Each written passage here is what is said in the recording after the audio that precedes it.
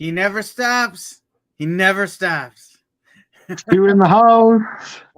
You know what's funny about our show?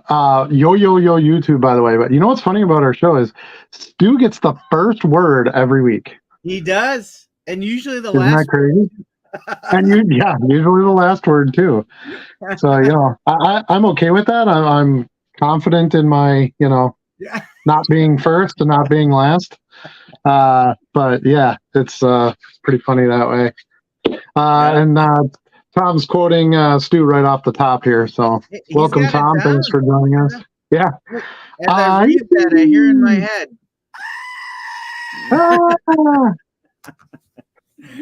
Yeah, actually, speaking of that, I have some tinnitus in my ear.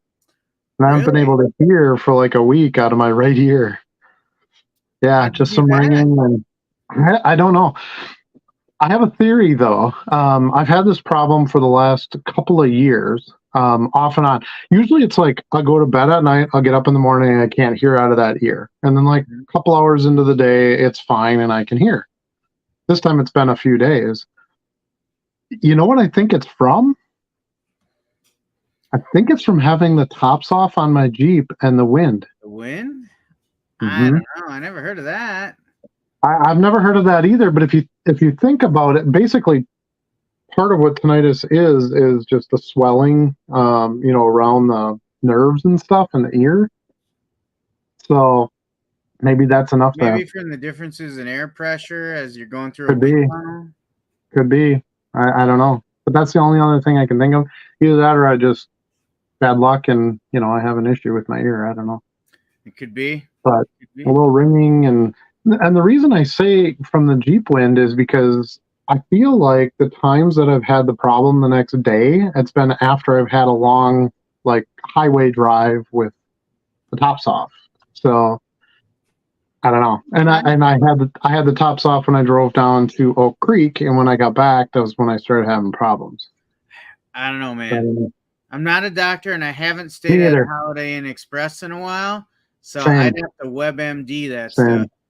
Yeah, I just figure I don't have any pain. I've got a little ringing and stuff like that, but I'll keep an eye on it and see how it goes. But if I go to WebMD, I know that every page is going to end with "seek medical assistance immediately." Right. Yeah. Make sure you get a bill. You have to generate a bill. That's what it all comes down to. You got to constantly write the checks. That's how the system rewards itself, I guess. So that's I think that's just the CYA portion of it, right? So they don't want to say, oh, you don't need to see a doctor, and then you've got something terrible, and then you say, oh, WebMD told me I don't have to go see a doctor. Anyway, that's how it works. Yeah. That's currently what I'm dealing with. It's improved over the past couple days, but it's not back to score. This is like my test. If I can hear and I can hear some of that, but not the full thing. So maybe you just can't snap with your right hand. It's not snapping. It's just making like the swooshy noise, so that you have something to pick up. That's the what close noise? To the ear. Swooshy. Swooshy noise. Well, you might have to trademark that. I'm sure that's already picked up somewhere. the Nike swooshy. Yeah. So we have someone imitating Stuart and we have someone imitating me. Hi, MD Sports Cards. Thanks for joining us. We've got I think we've got a good one tonight. Some big things going on. We had some drama in the hobby as usual. Yeah. We had our first week of football, which is always impactful to cards since it's a once a week sport essentially. We got Charlie on here who's just finishing up his season. Did you guys win this week? We did. We got a 40-18 victory. Yep. Attaboy. Yeah. So did you have to play from behind in this one or? No, we held the lead the whole time. The closest it ever got was 6 points, I think, at halftime, and then we pulled away in the second half. Well, that's phenomenal. Congratulations. Thank you. You can end the season strong, so that's great. Right. Start stacking those W's. Right, exactly. Bargain Boxer's on here. Guess who he would like to hear from? He's so loud. He is. That was really loud. Even in my deaf ear, it was really loud. So I guess we can kind of start off with some of the big, heavy hit, obvious things from this week. Aaron Rodgers out for the season after 3 plays. That was pretty crazy. Lots of memes going around. Lots of memes going around. In 60 seconds. Yeah. It's it's insane. It's probably the absolute worst. Other than getting hurt on the first play of the season, it's the worst case scenario for the Jets. Yeah, I don't ever root for someone to get hurt, but nope, it's never. Just crazy the way that went down and played out. Yeah, being an athlete myself all those years, there's no way I would ever wish injury on someone. I didn't necessarily want him to play well or be super successful, but never want to see anybody get hurt, especially that late in his career with that kind of injury. I don't know. It's going to be tough. Well, and Packer fans have a rooting interest because he played more than 65% of the snaps. We would have got a first round pick. Now it's going to be a second round pick. Yep. Well, the pick thing sometimes drives me nuts because picks don't guarantee you anything anyway. That's true. You can have the very first pick in the draft and get a bust. So guarantees you a chance to be wrong. Exactly. I would rather have players that can play now and can play well than maybe one of these years we'll get a wide receiver that's I don't know. Yeah. And then you kind of and then that can be really short term too, right? So you get these guys in the draft and they're cheap. Well, then they have a couple of good seasons. Well, guess what? Now you got to pay them. Right. So eventually it's going to hit you one way or the other. And the higher the draft pick you generally have to pay them more up front without any guarantee of any kind of performance. Yeah. So to go from a first round to a second round, but you got Jordan Love and he's playing well, and you got Dobbs and you got some of these other guys that are doing well and healthy. I mean, I don't know. Seems like a fair trade to me, to have success and not an injured quarterback and, all those good things. Imagine if Rodgers was still here. Yeah. You'd be paying him. You get no draft picks, and Jordan Love would be playing. My other favorite meme that I saw this week for the Rodgers thing was a shot of him in the medical tent, and it said, Aaron Rodgers takes his second darkness retreat of the year. Ooh, yeah. Yep. Yeah. I mean, there's the discount double check ones I've seen out there. I mean, there's it was something about the cost of his medical procedure or whatever. He needs a discount double check, and I don't know. Just there's all. Hopefully he had insurance on his. Hopefully he had Achilles insurance or something like that, and I don't know. It's. So at his age, do you think this is it for him? I don't know. I don't even know that he really wanted to play that much this year. I think it was sort of a show him I can do it kind of thing. And I don't know. It's the guy had to go into darkness for 2 weeks to decide whether or not he wanted to play. And I really don't know. I would never want to speak for someone else. When you're ending your career, that's a tough choice. Yeah. What is he going to do after that? I mean, he's still young enough. He'd want to do something, and I don't see him as like a broadcaster or commentator or something like that. He doesn't have a personality that most people care for, and he's too high on himself, I think, to have that. I don't know. I guess as far as Achilles recoveries go, he's probably a player that's better suited to come back from it. I mean, he's not super mobile. He's a quarterback, so he's handing off or dropping back in the pocket a lot. I would think it's a little easier for him to rehab that and come back from it than a running back or a receiver or a defender. So we'll see.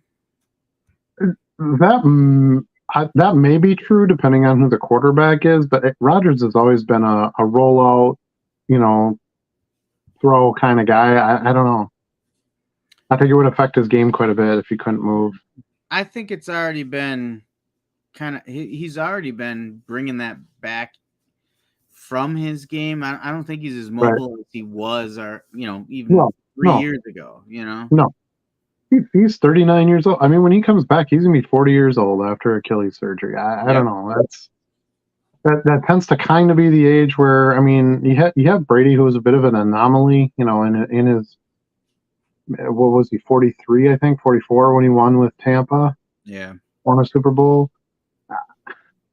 I mean, he's pushing close to Brady level type physical attributes, and I don't know. You have to be outside the norm, I think, to be able to have that. For sure. Yeah. So we'll see. He's got a 2-year deal. Maybe he'll just come back and try to play the next year, just because why not? But I don't know. I don't know. That's tough. You start getting towards those later years, and the injuries start. Even just in my soccer career, I broke 4 toes. I broke both collarbones. I bit through my tongue. I tore ligaments in my foot. And that was before I was 23 years old. And it's like, man, a couple concussions. How many times do I want to beat the hell out of myself before I decide, maybe I should not do these things to myself anymore? I don't know. 30 million a year pushes you a little bit more, though. Yeah. Well, that's that, and that's my point. He has his money. He's got a Super Bowl ring. He's got, he's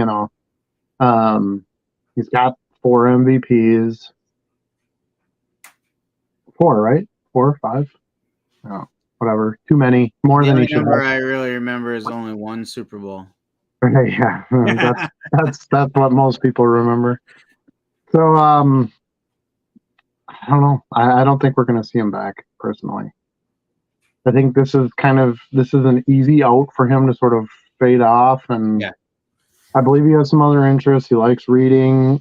He said he wants to write a book. I heard him say that a while ago. He likes his whiskey stuff. He's got, he can go out to California and just chill there. And, I don't know. I don't know that there'd have to be some, what's the motivation, right? Yeah. That's what most of the media makes it sound like to me, is that this is probably it for him. Yeah. And even if he wants to come back, it's not a given that after Achilles you can come back right whole. That's not that kind of injury. Do you remember when that happened with Kobe later in his career?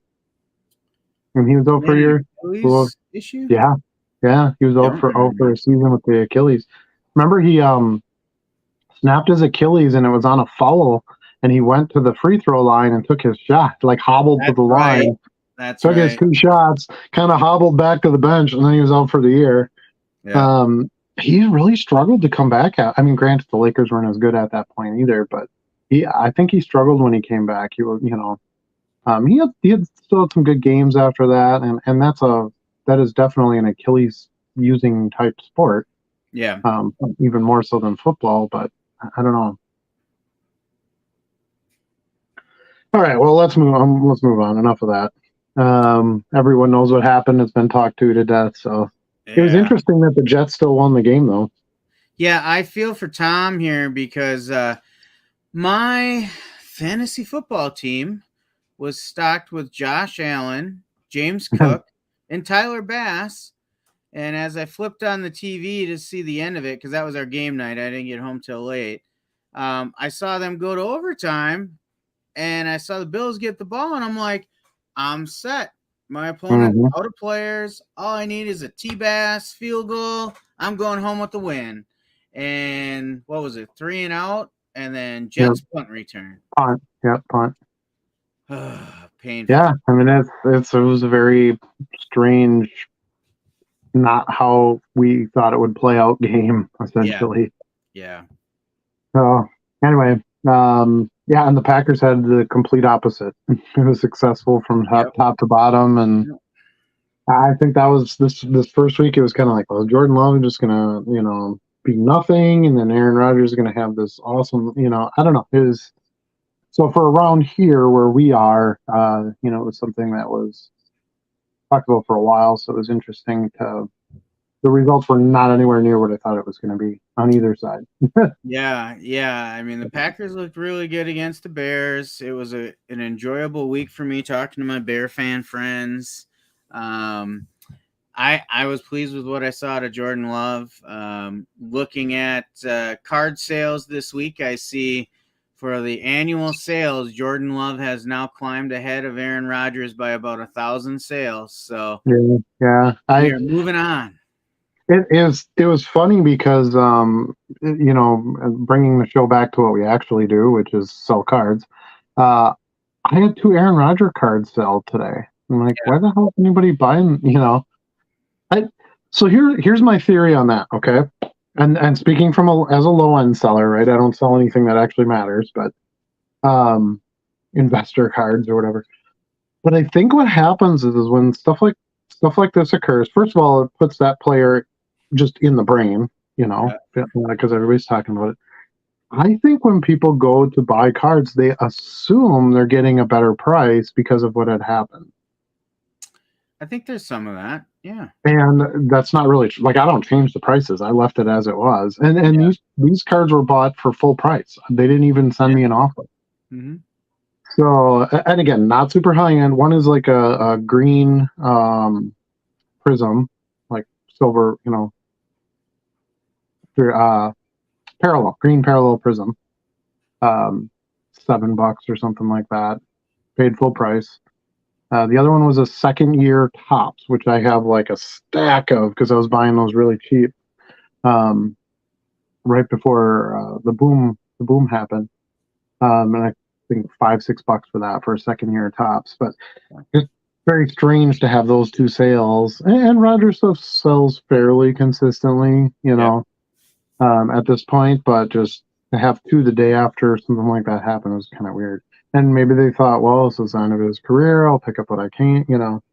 Prices will go up. I don't know what the theory is behind it, but it's pretty interesting to have some sales. And I've had that happen before. Like even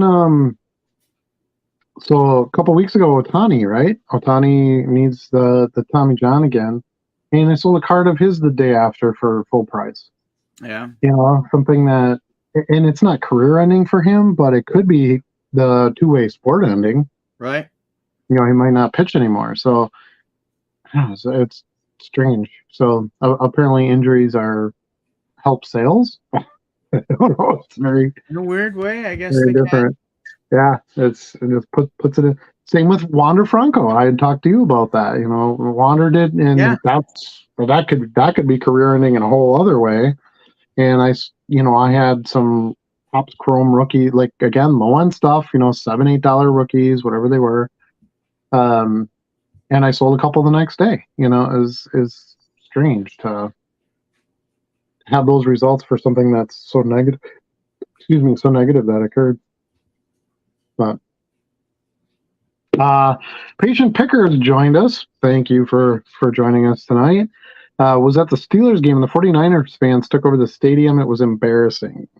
Yeah, I can imagine that. That doesn't happen here at Lambeau ever. That's not a good thing by any means. It's kind of weird because I thought the Steelers had some pretty hardcore fans. A lot of success in that team history, Yeah, I've seen that a little bit with the Brewers. Sometimes with the I-94 series, when the Cubs come to town, they kind of take over the stadium.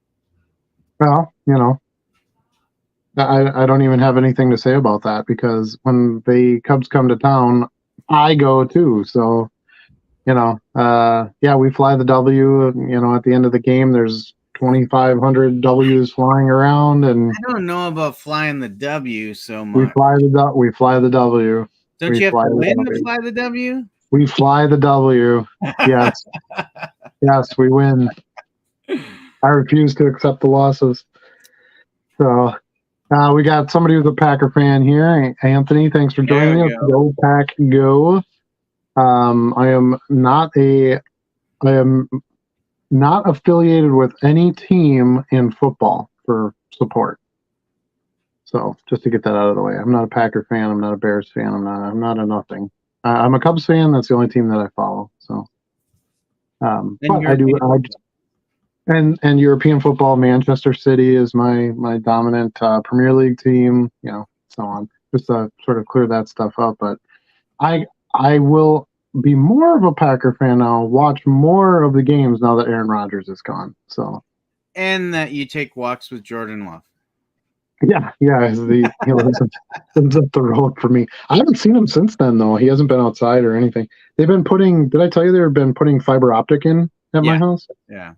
So I thought, well, maybe I'll see him out, outside, kind of poking around during that. But because he was putting in like invisible fence, and there's also other stuff that was going on over there. Sure. Yeah, heating, cooling trucks there. Like there's just constant activity. So I thought, well, maybe I'll see him outside, but nope, not at all.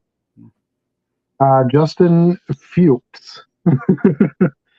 I don't know if that's what you meant to type, but I kind of like it. It sort of does describe his performance. Justin Fields better than Joe Burrow. I don't know about that. Yeah. To me, Justin Fields is like. You can be a better athlete and still not be a better quarterback. Yes, I think he's like a poor man's Lamar Jackson. That's kind of how I would see him. Whereas Joe Burrow is more of a, gosh, I got to be careful who I compare him to, I guess. More like a Joe Namath. I mean, his character, the whole ball of wax, I think just kind of fits with that comparison. I don't know. But he did not play very well either. No, he didn't. But he missed all of preseason. They were pretty bad. Yeah, I missed preseason. I guess the weather was really bad there and stuff. And be interesting to see if Cleveland's actually good. I always thought Deshaun Watson was pretty good. Not as a human, but as a football player. So I don't know. We'll see what he can do. He was. Wasn't he like acquitted of any charges and things like that? Like, I don't think there was any. I think there was some. I think there was some settlements and stuff in there too, but whatever. I am not judge, jury, anything like that. But generally, when like a bunch of people come forward and say something is bad, there's usually something bad in there somewhere. Let's see. What was your job before you became a full-time card reseller? I'm ready to start my 20th year as an LEO. What is an LEO? You need to clarify that. It's a Leo. You know what that is? The sign of the lion. I guess so. Yeah, it's the lion and the stars, right?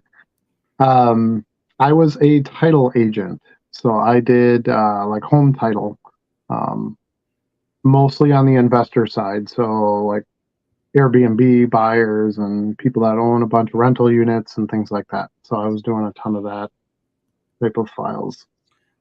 Leo is a law enforcement officer. He's a police officer. That makes sense. Thank you for your service, sir. Absolutely. I appreciate that we have people like yourselves out there because I don't know that I could do it. Yeah, absolutely. Not in today's day and age. My parents were both teachers. And I can remember growing up, like high school years, I remember my mom saying to me, whatever you do, don't become a teacher. I'll always remember that. And I think what she was just saying is, the way teachers have been looked at and things are expected to do and stuff has shifted so much in those years that she just didn't think that would necessarily be the best thing for me. Yeah. So, law enforcement, I don't know. It's tough. I don't know how you do that every day.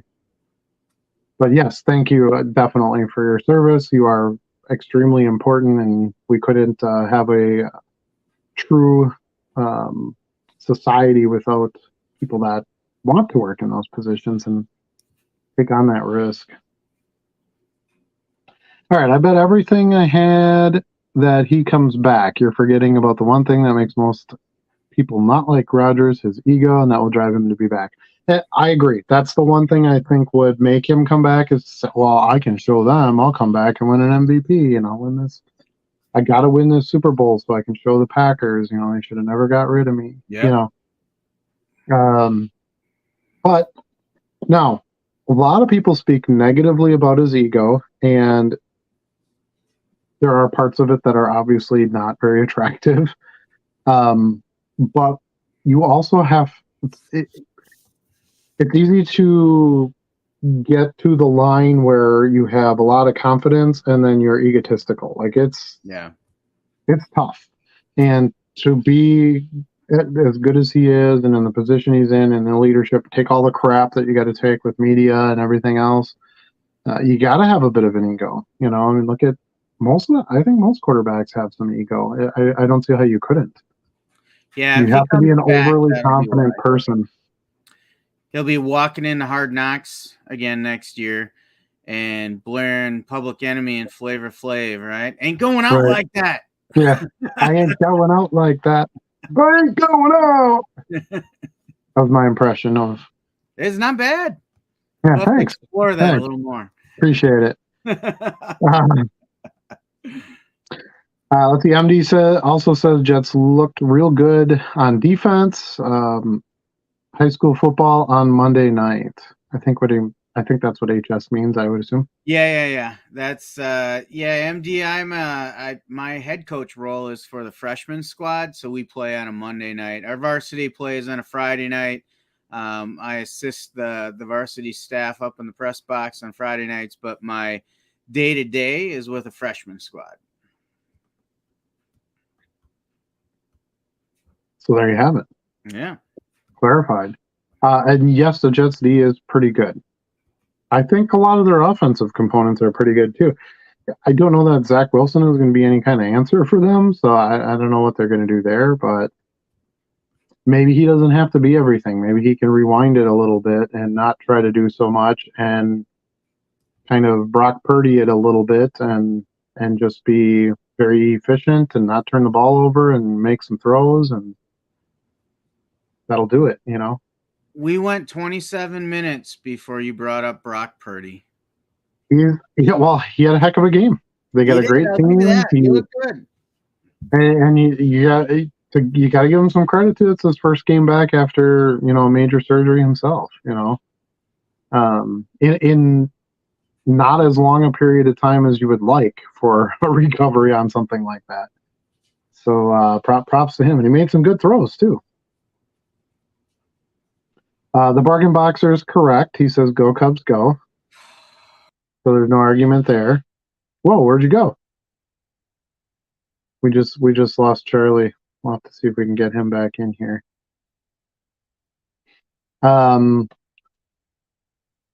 Let's see. Tom says, I'm a big UFC guy and also been following Sean Strickland for years closely now. He was minus 600 underdog and middleweight champ fight, and he won. I flipped his immaculate auto 30 to 130 that night. Nice. Love stories like that. Sometimes planning and seeing potential in something is great, and then also having some luck. You kind of need them all to sort of go together. Wish I would have put real money down with a rookie or with a bookie, lol, but I'll take the card flip and buy back later for the PC. I don't blame you. I probably would have done the same thing. So we've got Charlie joined us again. I thought you gave up on me. Well, I think my thoughts on Go Cubs Go are pretty clear now. Yeah, I agree. we were all fine that you left because we were all like, Go Cubs Go is right. So whatever. I actually went to pull up the standings to see where the Cubs were and must have accidentally hit that big X up there and closed everything out. Didn't like what you saw, huh? Yeah. So how about speaking of the Cubs, just for a quick sidebar here, how about the kid coming up that's got the two actor parents? What's his initials? JCP or whatever. That Cubs call up. You got to watch this kid play defense. He's amazing. He could run down anything. I haven't heard about him. Yeah, what the heck is his name? Pete Crow Armstrong. Oh yeah, okay. Pete Crow Armstrong came up to the last couple of games. He's pretty fun to watch. I don't know how he is offensively. As you know, I don't follow prospects and stuff, but somebody was talking about his like actor and actress parents. I'm like, well, I'll look up who they are. I have no idea who they are, but apparently they're in like some shows and stuff. They were on a show together, which I think was how they met, and ended up getting married. But Show? I don't remember what it was. I don't know. Go look it up if you're interested. Go look it up. I'm not gonna do that right now. Look it up. Yeah, go look it up. Go Google it. Tom says yes, a law enforcement officer. Yeah, we figured that one out, or someone told us. I don't know. I'm not very good with the like letters to words thing. You have to spell everything out for me. So I was totally joking about Fields over Burrow. Burrow had one bad game. Fields will have a bad season. Yeah. He might. I don't know. We'll see. We'll see. Are the Bills gonna have a terrible season? Are the Chiefs gonna have a terrible season? Like, I don't buy that. So he says the patient picker says the same thing to his kids. Don't get involved in law enforcement. It's funny how you work a career and you tell your kids not to be in it, that's very strange. But I get it. I get why you do it, and I got one. My parents told me that too. But it's so when to kind of go back to what I used to do. My career started in banking, and I always liked the education side. Right, I liked customers used to have to come to me to learn about loans and rates and things like that, and that's all just gone because there's not on a bad thing, but customers are just so much more informed. Everybody knows what the prime rates are. They can look, all that's out there. There is no needed for education. So all that I ended up doing in banking, 20 years later after I started, was just resetting passwords for online banking and, not really doing the things that, I'd originally started my career to do. So it's funny how like something 20 years is a long time, right? There's going to be a lot of things that change in that time. You might end up at that other end of that time frame going, this isn't what I want to do. Like, this isn't what it was when I started, I think it's important to evaluate that and decide, well, maybe I should do something else, or I don't know. But yeah, it's just interesting that you would tell your kids not to get in the field you're in. Let's see. I believe Fanatics will buy Panini, and we'll need to join. This is Dad and Sons Cards. Thanks for joining us. In order to repair the damage of them losing their NFL license, if Prism and Mosaic go away, it will cause irreparable harm to the hobby. Maybe. I think it depends on what else would remain in place. Like if Topps Chrome comes back and Topps Finest and like some of those, sets that were really awesome before Prism and Select and Mosaic, I think it would be okay. If there's nothing to take the place of Prism or Mosaic, that could be a bad thing. I don't know. We'll see. If there's one thing I've learned, it's that the hobby evolves. I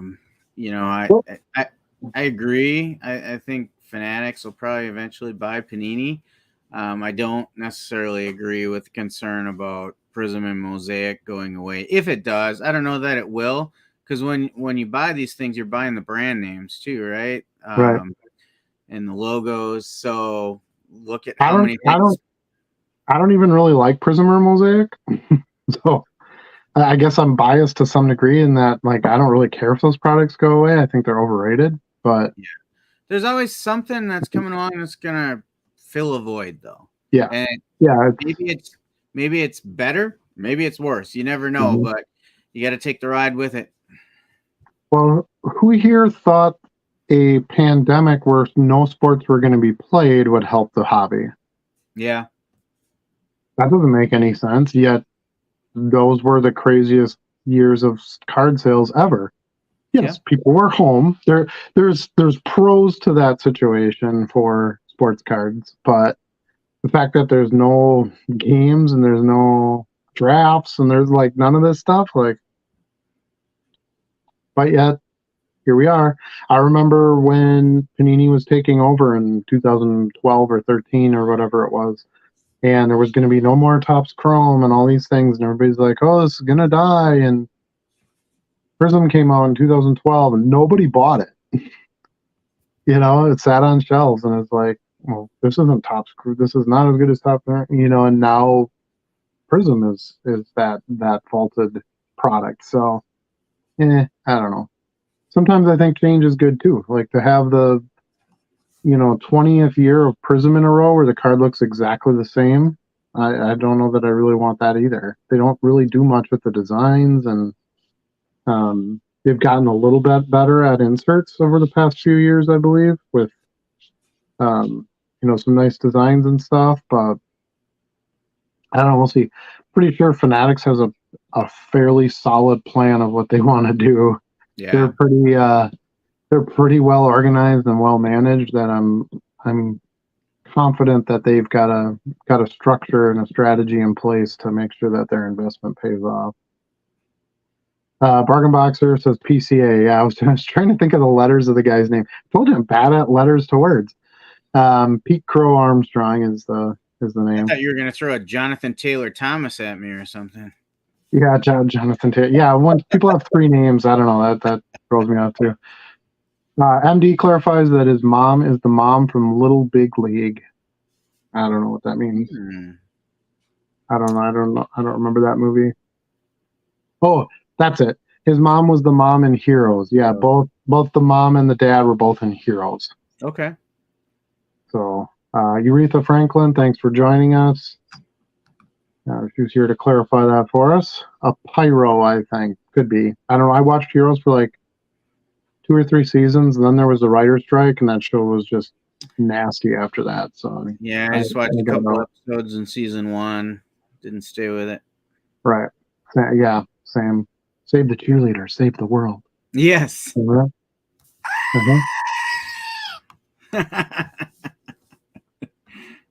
Bargain Boxer wants to get right into the dish here. Do we have any good? No messing around. Good pickups recently. Not really. I haven't been picking up much recently because I've been going to shows to get my buys. And one of our topics for tonight we're going to cover eventually. We're 40 minutes into this, but Charlie and I are doing a card show. We're setting up at a card show this weekend. So I plan to pick up some stuff there too. Do you have any pickups? I got one this week. I actually filed it away because I think this one I'm going to hold on to for a while, actually. I'm going to see where I put it here. There it is. So this was, you'll remember this one. This was a card that was kind of, now that I moved to the contrast is getting the light picked up on you. You look like an alien. There you go. So can't quite see it with this lighting, but your Topps Now, yeah, it's that Topps Now reprint with Shohei and Albert Pujols and Mike Trout. So it's not the actual signed card; it's the reprint of the signed card, and this card really moved a lot for me for a while. It was kind of my honey hole card for a while. And then you started buying them, and then I couldn't find them for a while. But I still look I bought one at a card show. It's not like I was cornering the market on these things. I bought like 300 of them in a lot, Mr. Lot Superstar. I wish. I would have had I found them for that. But honestly, so I have a search. I check for this regularly because for a while I was flipping them every couple of weeks at a good profit. And then they kind of dried up for a while. Like prices went up where the margins weren't there for me anymore. But finally had one drop back down and I was able to get it. So I think this pickup for me isn't a flip. I think I'm actually going to keep this one. For my PC. Got it at a decent price, and I'll hold on to that one for a while.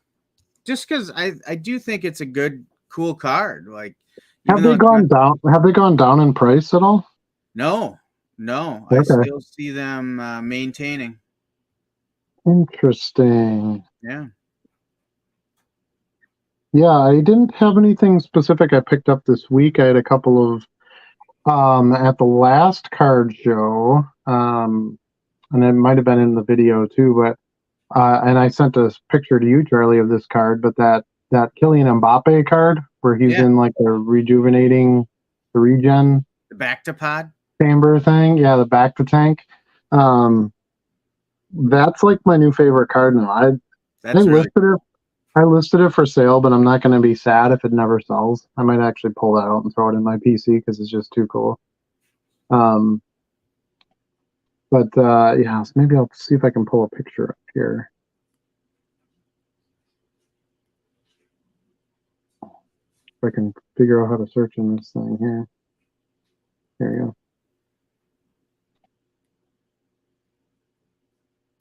Yeah, it's called Specimen. It's a Topps Chrome insert from 22-23. So the newer release here.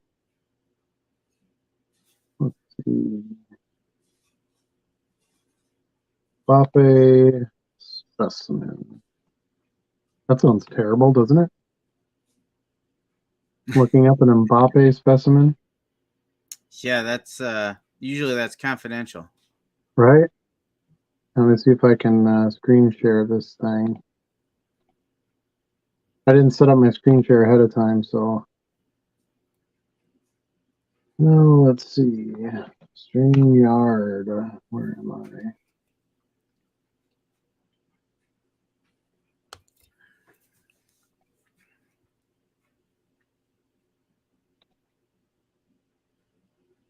Yeah, it's I still think Topps has better inserts than Pingy. I know I'm gonna get killed on that because people love their kabooms and their downtowns and I like those cards too. But I really like the prophecy inserts from Merlin, which is a soccer set. Those are amazing. And I do a screen share. Reset. Share screen. Man, there's a lot of steps to get into this thing. Share. Let's see if I can get this on here. There it is. Oop. I had it and then I removed it. Where'd it go? There it is. Here it is. I don't think I can make it any bigger. No, I don't think so. So that's what it looks like. Is that not sweet? That is pretty cool. Even like the photo they used of them and stuff is pretty amazing. The back of the card's not that exciting. It's pretty plain looking, but yeah. And it's all refractory, you can kind of tell that in the photo there. But yeah, it's just such an amazing set. Now, it's kind of weird how they do spell specimen here. Do you see this? It's SPECIMEN. They have like the letters across from each other. I don't know. Yeah. It's strange. But I'm really interested to see who else is in the set because I would love a Messi, an Erling Haaland, an Neymar, any of those guys, Lewandowski, Kevin De Bruyne. There's a bunch of good names that I think could be in that set. So I'm gonna have to kind of search those out. Something I just stumbled upon. I got it really cheap. I got it for like $4. So I couldn't pass it up. I got this, and I got the Topps Chrome Messi base card for $5. Okay. And I sell the Messi base for like $7 or $8 alone. So it was a really good buy on my part, value wise, but so awesome. And soccer stuff just resells so well. There's such a big market, wide market for it. They don't make as much product. Yeah. So anyway, so when you go talk about pickups, that would be my favorite pickup in recent times. That, and this is a card that I have to list yet, but this the Michael Jordan Sports Illustrated for Kids White Sox card is also one of my favorites. I just love the 90s design with the little like checkerboard, outline pattern, him doing whatever weird thing he is doing to catch the ball. Yeah. He's got his signature tongue hanging out. Can you see his tongue there? It's just an awesome card. It's got the nice Sports Illustrated for Kids logo down here. Just a great card. And it's his only Sports Illustrated for Kids baseball card. So that's those are probably my two the favorite that I've been looking at recently. All right, let's move on here. What about you, Charlie? Do you got anything that you picked up? No, like you, it's been more about going through some inventory, getting ready for the show this weekend. Didn't even buy any wax or anything to rip this week. So, it's been about trying to get some inventory back in there to replace some sales and getting my value boxes ready to go and trying to fill them up the rest of the way. So I did. I guess I kind of lied because I've got 4 boxes of these bad boys. Garbage Pail Kids. Yep. Heard a rumor that I love this set. It's one of my favorite sets that they've done in recent era. Obviously, the mid '80s stuff is the best, but this is a set called Bookworms. You can see up here, and it's all the cards stickers are based on like famous books. So like here you've got, remember the Caterpillar book when you were a kid, and then like there's a bunch of like Dr. Seuss stuff. Here's Pinocchio on the cover here. But these were mega boxes, so these were 40, 45 bucks, something like that when they came out. They were down to $12.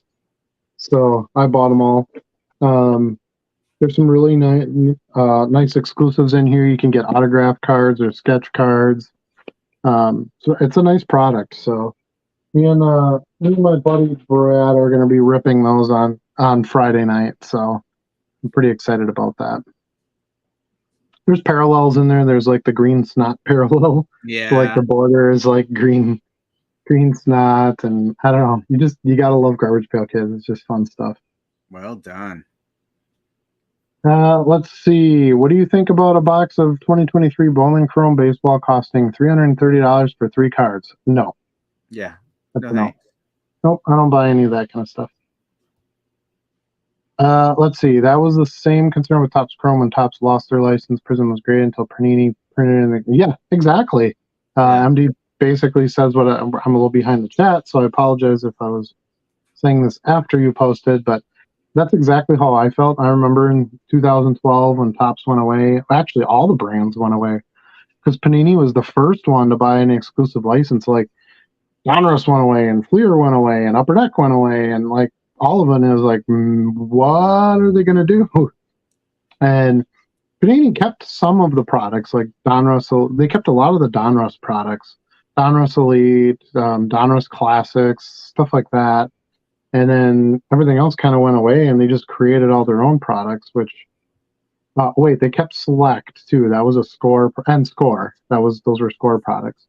Yeah. Then they basically got rid of everything else, and it was like, well, what are we going to buy? Like, are they going to make anything any good? And sure, now you got Prism and Unparalleled and Mosaic and, all their brands that they put out. Certified, all that stuff. Wasn't Fanatics supposed to save the hobby? I don't know. I don't think the hobby doesn't need saving. Save the hobby, save the world. Right?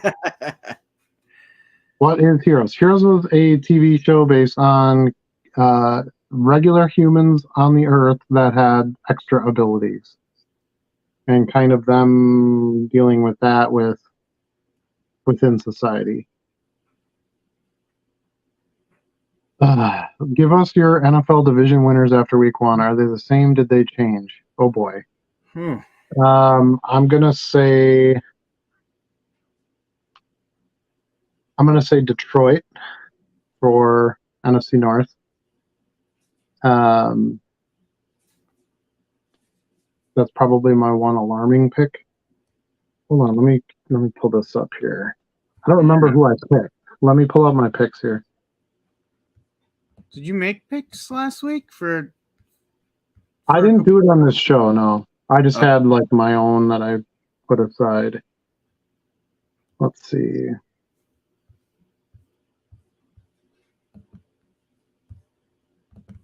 How about you, Charlie? What is your predictions? Oh man, you're putting me on the spot. I do not think about predictions like that this early in the year because so many crazy things can happen. But I still like the Chiefs out of the AFC. Yeah, same. Yeah, it's hard to bet against them. Okay, so I had the Dolphins. I had the Bengals, which I'm probably going to stick with both of those. I had Jacksonville. I had Kansas City, so those would be my AFCs. And I had Philadelphia, which I don't know. Dallas looked really good, so it will be interesting to see what they do. I had the Lions, which they obviously looked good. I had Atlanta, and I had the 49ers. And I don't think I'm going to change any of those, to be honest with you. Yeah, I still kind of like the 49ers out of the NFC too, based on what I'm seeing so far.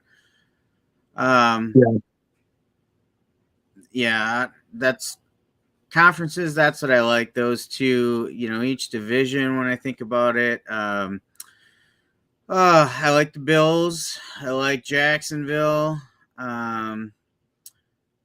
Here in the Central, Packers are looking pretty good.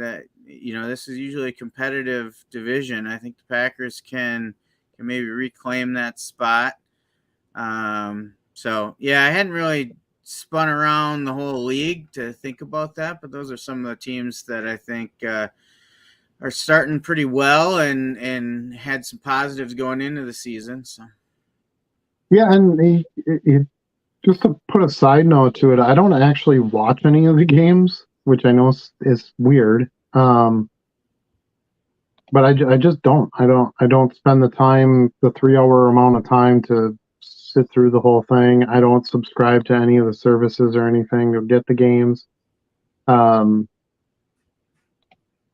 I'm just kind of shooting from like who I like as far as players. I know the players to some degree because of the hobby, but I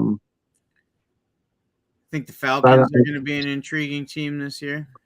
I like. I think Desmond Ridder has a lot to offer. I think Calvin Ridley's pretty good. Yeah, I don't know. We'll see. We'll see how it goes, I guess. I more or less watch the stat lines and the injuries and that kind of thing because I'm dealing more with players. I don't really care about teams. I don't follow a team in the NFL. So yeah, it's a little bit different for me than probably most of you. I'm guessing most of you sit and watch games or have a team or whatever. So Dad and Sons Cards wants to know what show we're going to be at. We're going to be at the Green Bay KI Convention Center show in Green Bay, Wisconsin. It's from 9 to 2, I want to say. Usually it folds up around 3 o'clock. But it's a good-sized show. We have about 150 tables. It's a big convention area, lots of parking. There's a garage to park in, so you don't have to worry about weather. And there's no admission to get in. And I've been setting up at that show since it started, really. It's a quarterly show without a show in the summer, so it's 3 times a year. And it gets good traffic. I've got a great spot in the hallway with my own power source. It's good for filming because it's not as loud right there. It's great for value box digging because there's lots of space and chairs there for our customers to dig through. And I generally set up my quarter and dime boxes there. Charlie, I think this is the first time you're going to be doing that as well, correct? Yeah, last time I joined you, I had a little bit more of some other cards that I wouldn't consider value cards. This time it's just value cards I'm bringing. Yeah, so since we're already talking about this, let's just get right into that. One of our topics for tonight is setting up for a card show. How does that process look for us? Excuse me. I was going to make a video on this myself for the channel, and I decided not to do that because I thought it would be more fun to kind of have a conversation about it, how I do it, how Charlie does it, and see what everybody else thinks. We talked a little bit before we started the show tonight, and basically Charlie's kind of on the same sort of path I am, in that as we buy lots, as we buy small collections, whatever, we basically dig through and pick the cards that are not sellable on eBay. That's kind of how I've always done it. I don't want to just get rid of cards necessarily, give them away or whatever. So they end up in a dime or a quarter box to try to give value to another collector, essentially. Right. And I try to have a bit of an eclectic mix, some of each sport. This time I've added some vintage, mostly football, but still some vintage, which you hardly ever see in dime and quarter boxes. So I think that's kind of fun. I've got some police cards that I picked up. So some local team, value in there. And I've got some Topps Chrome prospects from this year. So I've got a little baseball prospect in there. So I think it'll be fun. And then just a lot of my usual, some 90s stuff, some, just odds and ends, some newer Prism football. A lot of times it's just boxes I rip. I don't rip a ton of stuff, but when I do, I generally take the stuff that I can't. So with the way eBay works, you pretty much have to get a minimum price to make any money on it. So yeah. Anything that I can't sell at that minimum price that I don't want to use up for a listing and take time to list, I throw them in a monster box and pile that thing up until I get to a show, sell it as much as I can, consolidate, and then boom, refill it and head right back out for the next one. And yes, somebody pointed out earlier Calvin Ridley's on Jacksonville, so you're right. I misspoke. I said he was with Atlanta, so my bad. I told you I don't watch the games, so. But I do believe Calvin Ridley is going to be pretty good this year. So just watching, players get mentioned to me and things, and I kind of take a look at some of their plays and stuff like that, and have a decent eye for knowing who's going to be able to do what. I picked up on Mahomes early and bought some early Mahomes rookie stuff. So I thought Lamar was pretty overrated. He won the MVP, and everybody's like, "Oh, Lamar, he's going to be the next coming." Nope. I don't think so. So, I think here's my take on it as far as on the business side.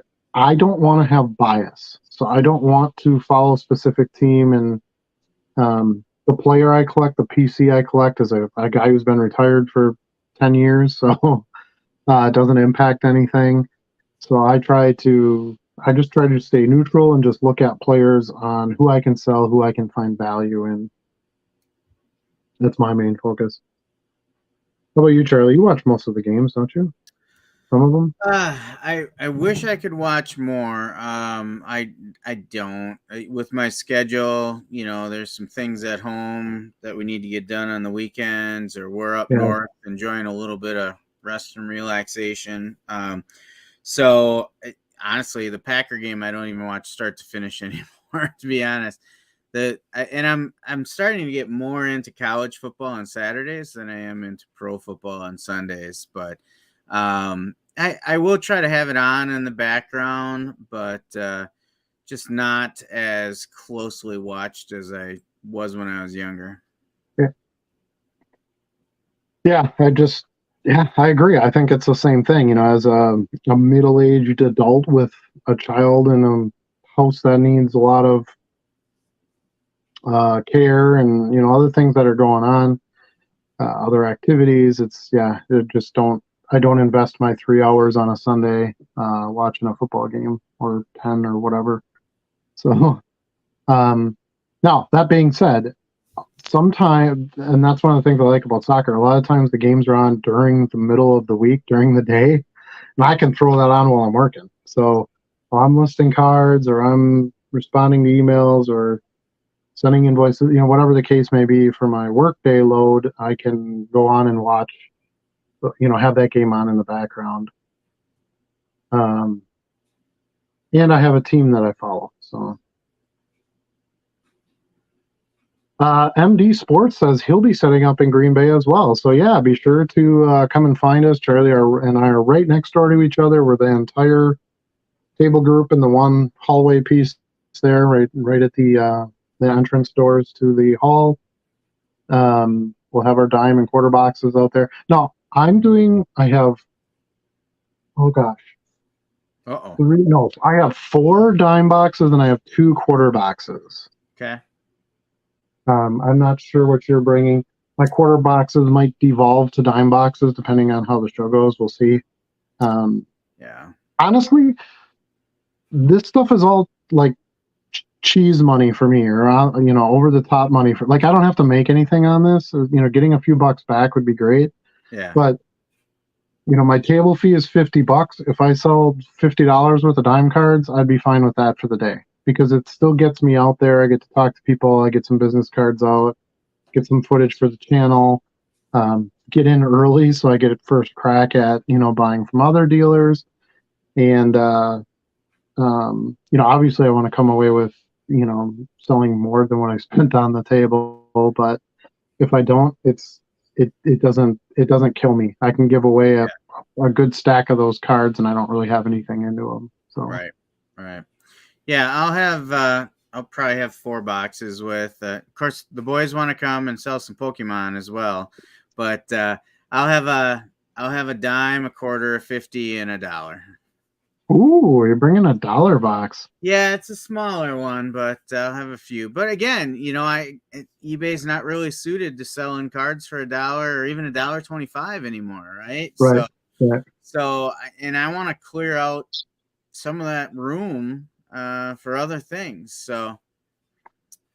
Yeah, and that's the biggest part of it for me, is it's a way to get the cards into somebody's hands that wants them, because they're just going to sit in a box for me. So for me, it's my move on, my pass it along type of thing.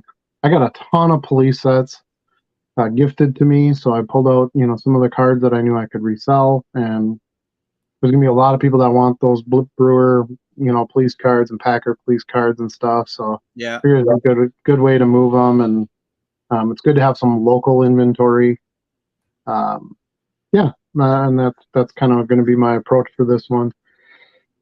So to kind of rewind it back to not doing discount boxes at a show.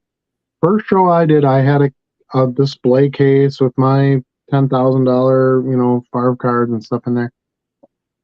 And it's good for conversation and people come look at it, but I didn't really like dealing with it, to be honest with you.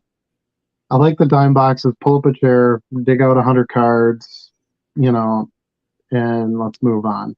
Yeah. It's easier to manage. It's the stuff that I really want to move that I can't move online unless I'm selling lots or something like that. It's the stuff I don't want to invest any time in, so it's easy for me to just chuck it in a box. And yeah, I got to haul it there, put it on the table, and then haul back whatever doesn't sell. I get that. But the show day itself for me is fun.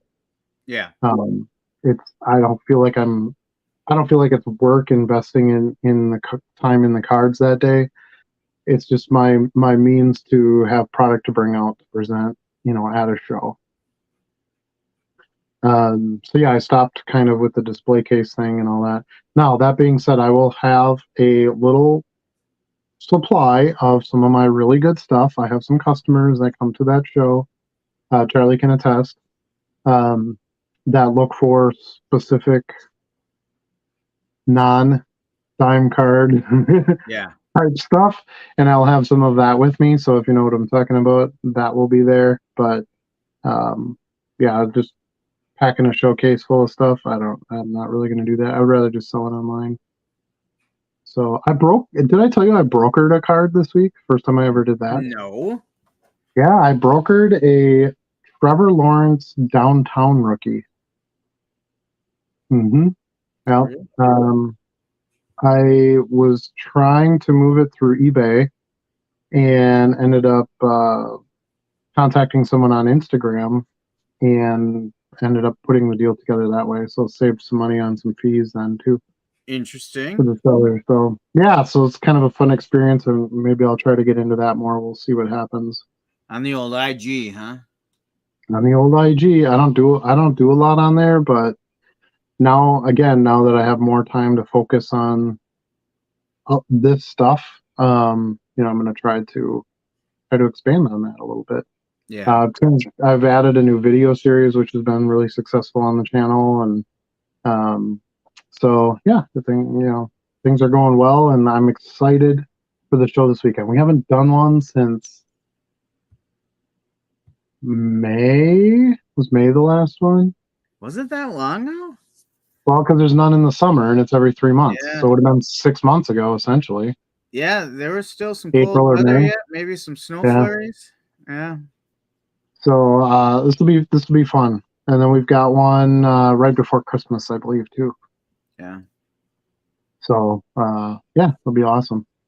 Bargain Boxer wants to know what's the stuff on Charlie's shelf behind you near the ceiling.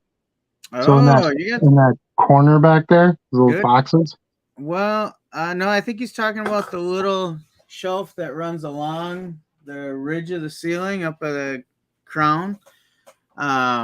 Those are kind of PC cards. First of all, you have really good eyes, considering my lighting is not great, and I'm looking at it and I know it's there and I can barely see it. So kudos to you for your keen eyesight. But those are kind of more PC type things. I say that loosely. Everything is up for sale at some point, but they're things I'm not really in a hurry to sell. So on one side, I have football. I've got some Trevor Lawrence stuff up there.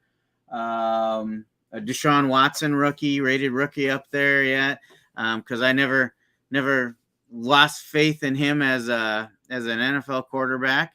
The thing about Deshaun Watson is, I think it was Clemson he went to college, if I'm not mistaken, right? Yep. And I remember watching him in college and saying, "Holy crap, that kid can lead a team."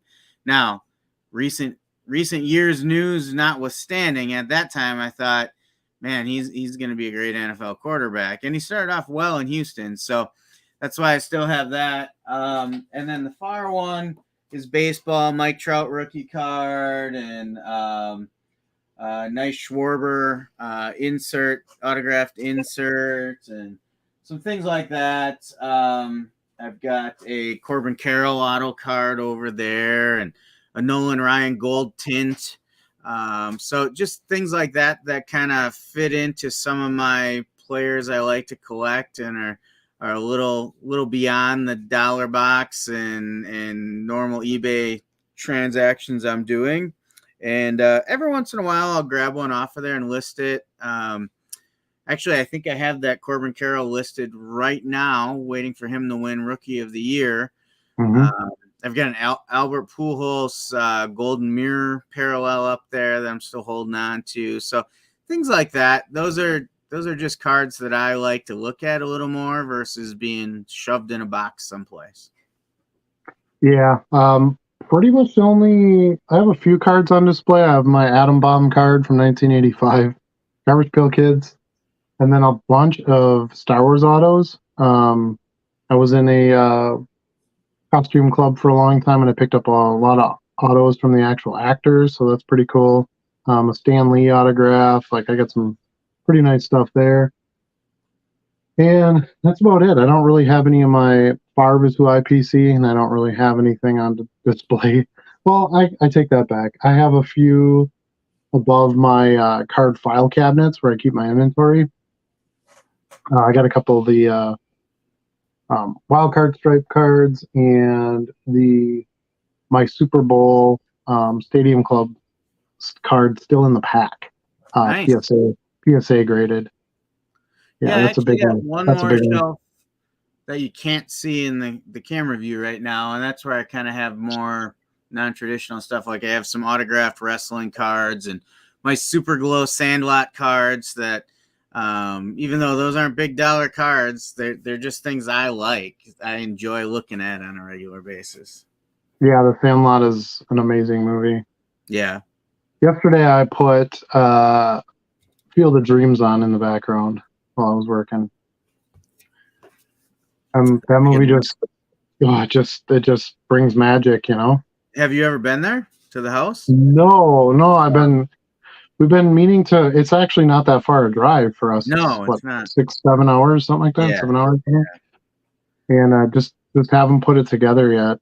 I don't want to go to a game there or anything. I just want to go and like do the house tour and that kind of thing. Yeah. I went there before they did the big Major League Baseball field now.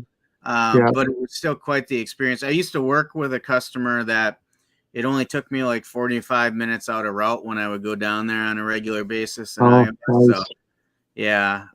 Well, my kids are 13 and 11 now.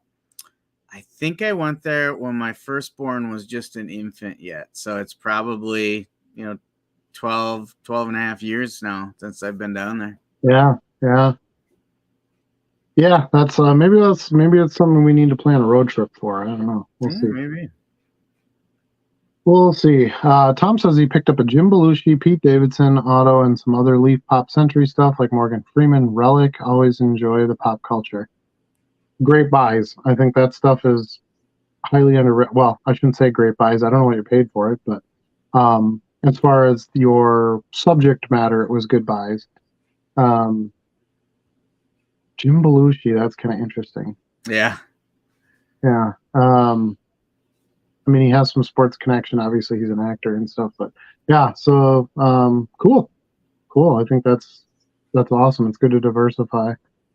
Fleer inserts were the best. Now it's UD, but they only have hockey. I agree. The 90s Fleer inserts, Fleer Metal was 1997. Fleer Metal was the greatest sports sets ever created by man. Charlie knows my opinion on that one. You all probably know my opinion on that one by now. Yeah. But yeah, Precious Metal Gems, all that stuff was solid. Those were very artistic, well done stuff. I don't know that much about current Upper Deck stuff. I bought a little bit of hockey. I didn't think the inserts were that spectacular, but you obviously would know more about that than me. I still think soccer has the best inserts right now. Topps soccer products. I think the Match Attack stuff is way underrated. They're super inexpensive packs, and the inserts are great. Stadium Club Chrome Soccer is amazing. Has great inserts. Merlin. Yeah, great products. No, I don't buy the super high-end stuff. Maybe it's a little different when you get to the higher-end products, but those mid-level products and cheaper products, awesome stuff. I still give top tier for me. That Mbappe card I just showed you, yeah, try to top that.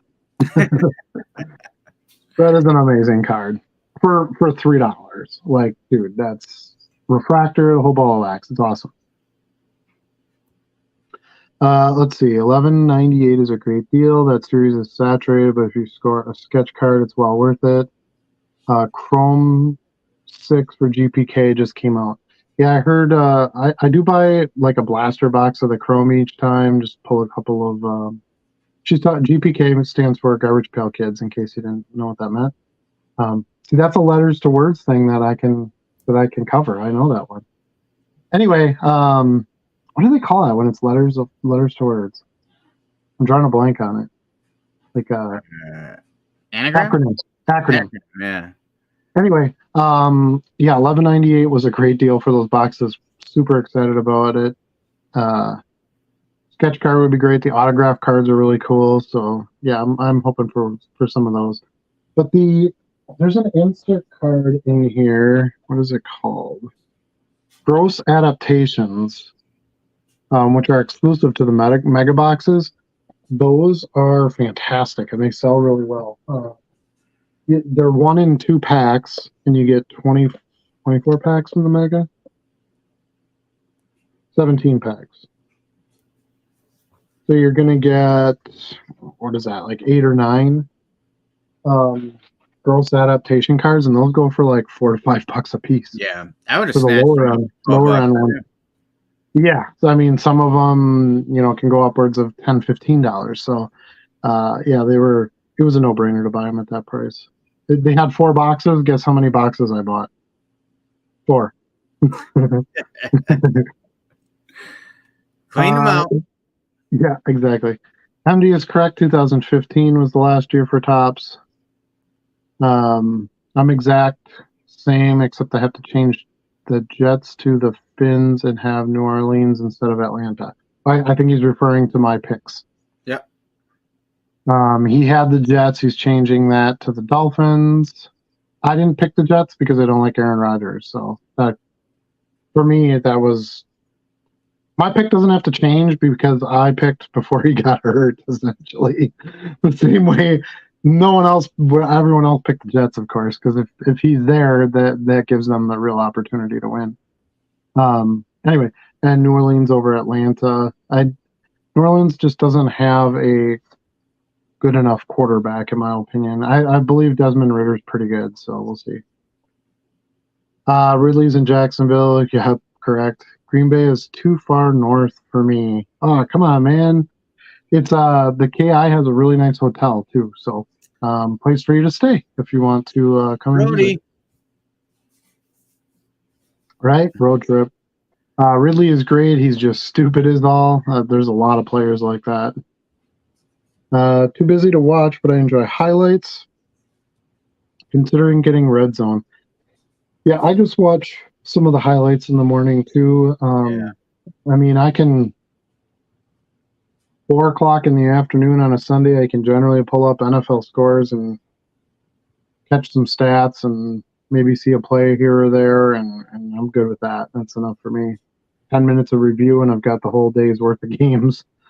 The information that I need from them. I used to be a hater of guys like Tom Brady since they'd always crush my team's dreams, but with maturity I was able to get over that and would rather profit off their idiot fans. No offense. Why would I be offended? I'm not a fan, but I buy a lot of Tom Brady stuff because you're right, and that's why I said that's what I like about not following a team. I don't have any bias. I could care less what player's on what team. I just want to know who can I buy for $1 and sell for $7.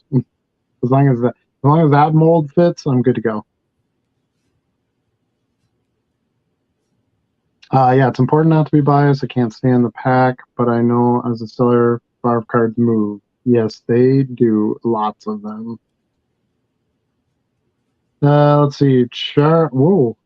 What was that? I don't know. I just zapped our names, I think. I zapped our little names in the corners, it looks like. I went to go click on this message, and then it was like, do you want to remove names or something? And I don't know. It went. Anyway, everybody knows who we are, right? So we're good. Let's move on. Charlie, have them come see me. Oh, I must be talking about my boys and Pokemon. Yep. All right. He must be a Pokemon seller, so you're going to have some Pokemon. He's going to have Pokemon for them. I think the PMGs are outside the top 10 of Fleer Skybox inserts. Outside the top 10, so you don't think they make the top 10 list? I don't know. I do. I like PMGs. Acronym. Yep, we went through that. Mm-hmm. Hey, we're almost to the end. Or caught up, I should say. He sat out a season for betting. He is on his own level of stupid, but Carr better than Ritter all day long. I like Derek Carr. I'm still. I think he gets a bad rap. He played on some bad teams, but part of that maybe I'm a little emotionally behind him because I spent 3 years living in Bakersfield and he went to high school there at that time. So I've been watching him for a long time. Sure. Yeah, I don't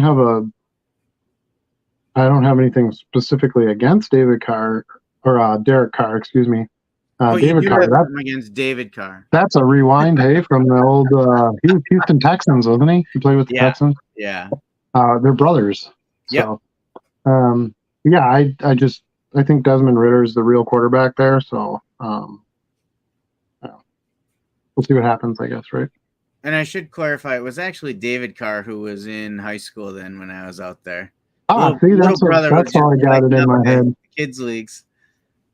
That's why it was in my head. Let's see what else we got here.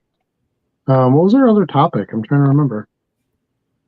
I have to go back to the message here. What to list in your store was one? Yes. Hold on 1 second here. Yeah, it was what listings to focus on in your store. We've kind of beat this to death a little bit. I just kind of wanted to touch on it since now we're into the NFL season. And that seems to sort of change the focus of where to list. So, okay, so we got the show coming up this weekend. What are you looking for this weekend to pick up to be able to list in your store? For me,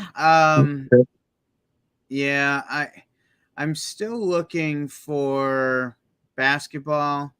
It's a good time to buy basketball, getting ready for the next season. I will always be looking for non-sports.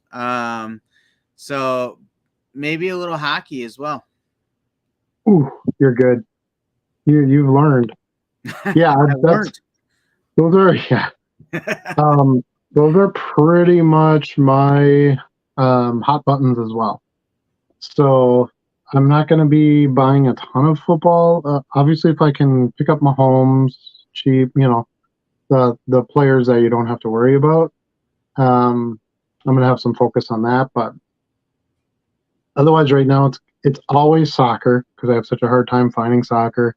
They're right in the middle of the Premier League season or Champions League. So it's a great time to pick up a bunch of that stuff. And basketball is probably tops on my list. I want to look for some Ja Morant.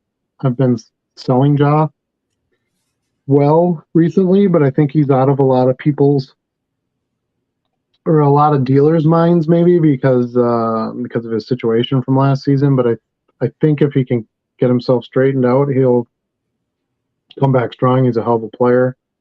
I've been selling a bunch of LeBron lately. Jordan and Kobe were a big focus of mine. I picked up quite a bit at Oak Creek, but I need more of that. And so basketball is going to be a big focus for me. And then non-sport rules the day. Yeah, and always. Then I've become a big fan of these right here too. These are always on my list now. Yeah, the F1 stuff. Yep. Mm-hmm. Yeah, I did. I picked up a little bit at Oak Creek. I picked up some Haley Deegan. Actually, she's NASCAR though, isn't she? Yeah, she is. F1. Yep. And then I got some Max Verstappen. I got some Lewis Hamilton. I think those were the only two that I bought for F1. Yeah. I know. I still don't watch any of it, but the cards have me hooked. And you know what? I don't think you need to watch the sports to be able to do business in the cards. I think that's, and in a way, again, I think that could make things worse because you get biased towards certain things, become fans of stuff. Maybe you have access to more of one team than another, so you're going, "Oh, the Celtics are much better than all these other teams." Well, no, it's just Celtics games are on all the time where you live. I kind of like having that removed. I don't watch any of it. I just I listen to the chatter from in this year, not this year because I can't figure out of this year. But I got a little bit out of this. Yeah, I got a little bit of this year right now. But I listen to the dealers and the buyers and the sellers. I look at recent sales histories. I look at the top 50 and sports card investor app. I do that stuff, and then that's how I make my decision. I make them totally on business decisions. Not, who do I like this day, or, who's got the best haircut or anything like that. It's through those conversations and those chats that I try to pick out what I think will be the best buy at the time. I'm probably going to try to pick up some Ohtani stuff too if I can get it cheap enough. So I picked up some nice Ohtani Topps UK cards at Oak Creek. I picked up a Japanese flag Topps Chrome card that's really cool. And I was getting those under $1. So, yeah, I think Ohtani is a decent buy right now as well. Ohtani's still biggest seller in the last year. But that's a year though. Like it's a lot. I'm sure it drops some. Why don't you go over your charts? What you've been seeing recently? You do a good job with that. I think that's good information. Yeah, I spent a lot more time this week on baseball because I'm going through some inventory I have, because I was more of a collector in baseball before I started selling. So as I'm getting ready, my value boxes, I've got a lot of inventory there. So I went through added a lot of names to my tracking this week. And so Show's still strong. Aaron Judge is falling quite a bit. Then you got some of your legends like Griffey still strong. Nolan Ryan still strong. Mickey Mantle, best Yankee ever, still strong. That's just for you, Adam. Yep, that's fine. We all know the truth. It's fine. You can spew your lies. Young kids, Julio's still going strong. Julio Rodriguez still going strong. Surprisingly, Wander hasn't dropped too much yet. Like, it hasn't dropped off a cliff. Ellie pushed his way up into the top 10 of the trending I've done. Now, again, my trending is based more on cards that come across my desk, not a full list of MLB players. So there's always room for some gaps in there, but I will tell you that Derek Jeter is in that top 10 yet, and higher than Mickey Mantle. I think to some degree too, it matters. To be fair to Mickey Mantle, it matters when the player played and what years they had cards. There's a lot more Derek Jeter stuff you can move than Mantle. Yeah. And the prices are more affordable for a wider audience. Yeah, so I think that matters. And kind of going back to the Favre comment too, and I was like, oh, I can't stand the Pack and Favre, but he sells. A player that played for 20 years and then played throughout the greatest decade of sports card manufacturing, which was the 90s. He essentially, came into the league in 92, was the biggest quarterback star through basically 99, 2000-ish. Yeah. I think that stuff matters. There's always going to be a market for his stuff because of the time that he was around. Yeah. And the products that were out. Yep, for sure. And when I look at football in my top 10, Brady's still the king, but I have seen a large drop in his volume of sales. Sure. Mahomes he doesn't play anymore.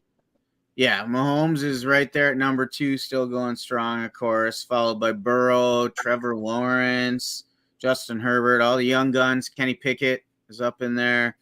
One of the two surprising ones I still see in the top 10, although I don't think they're going to be there for much longer, is Mac Jones and Trey Lance. They kind of surprised me that they're out there, and then rounding off the top 10 is Jordan Love and Aaron Rodgers with, like I said, just this week when I updated some numbers, Jordan Love finally leapfrogged over Aaron Rodgers. Interesting. Yeah. It seems about right, though. And then outside that top 10, there's a lot of veterans like Peyton Manning, Barry Sanders, Joe Montana, Dan Marino, names you would expect, along with some, we talked about Desmond Ridder. He's about 16 on my list. Your buddy Lamar Jackson is kind of in that top 15 yet. So, yeah, a little bit of movement there, but nothing too surprising. But this is, I trend this because I'm still fairly new in the marketplace, right? So it helps me look at some of the names I have and say, is that worth my time to go through and list that? And, if there's 800 of those cards sold in the last year, is it worth me spending time listing it and using up one of my listings? Probably not, right? Yeah, well, one of the things you have to think about too is what are the fringe players outside of that? Like you want to have, like I saw a lot of Calvin Johnson, right? Random.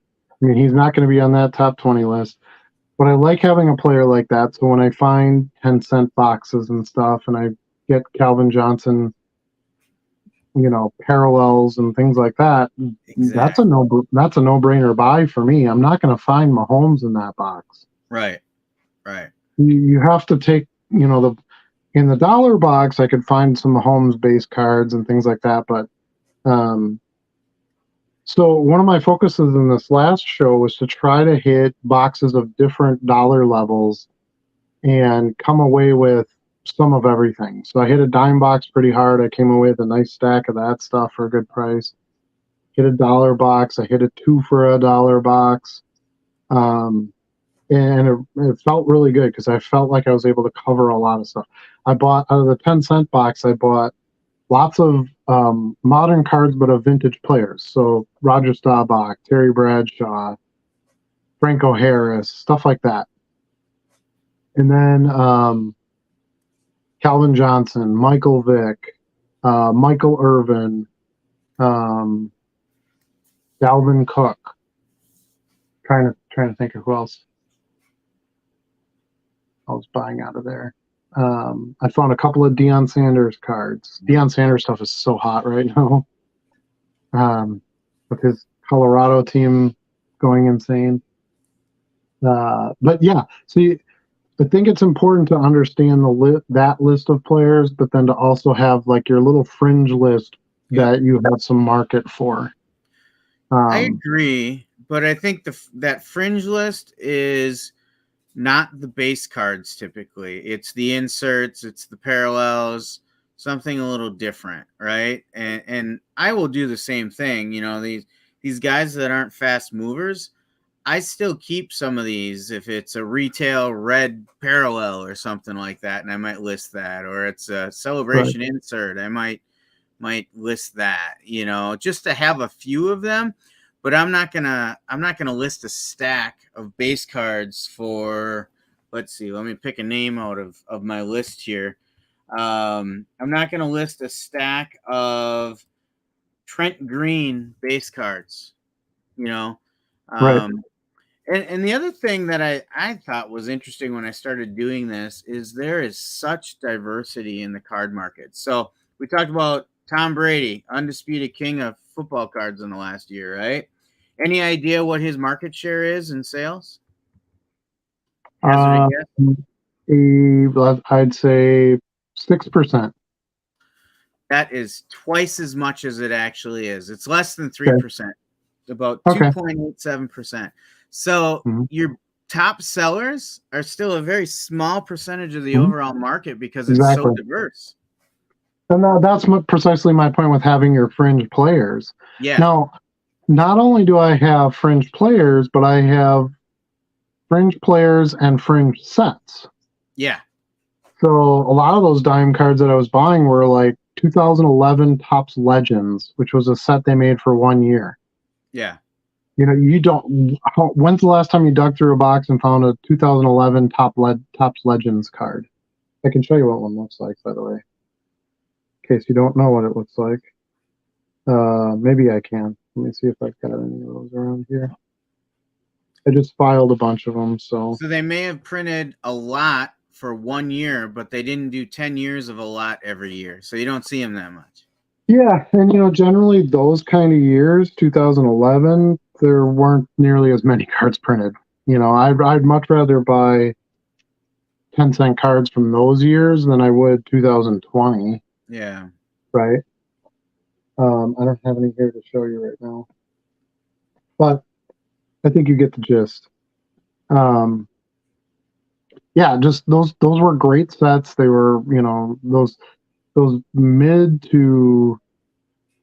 early to mid, like teen 2000 years are awesome. That there was hardly any stuff printed. 2012 Chrome. Tony Romo is another one of my fringe players. I just sold a 2011 Topps Chrome Tony Romo base card for $2.99, $3, and I got it out of a dime box. So I probably paid like 6 cents for it, 7 cents for it. Yeah. Those cards are just awesome. And if it sits, like let's say the Tony Romo market isn't that strong, and that card has to sit for a few weeks, I got 5, 6, 7 cents in it. Right. You're not tying up the capital. Flipping Sports Guy joined us. He says, "Hey guys, payback to you." 20 minutes after you posted, I say, "Hey." That's kind of that one. That's kind of how this show goes.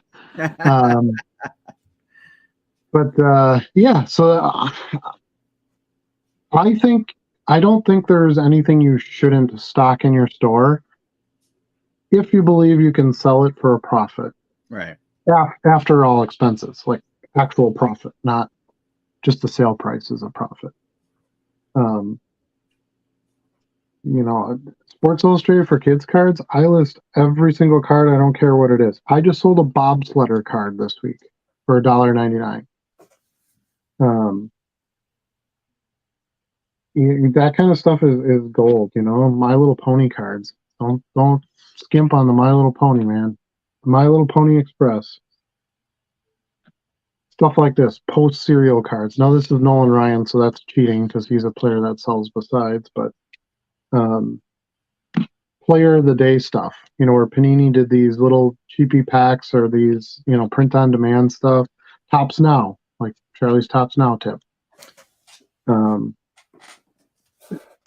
Fringe sets, fringe players, those are all really good things to make sure you stock so that you have diversity. Not everybody wants to come in and buy a Prism rookie Trevor Lawrence. There's a market for that, obviously, but there's market for a lot of other stuff as well.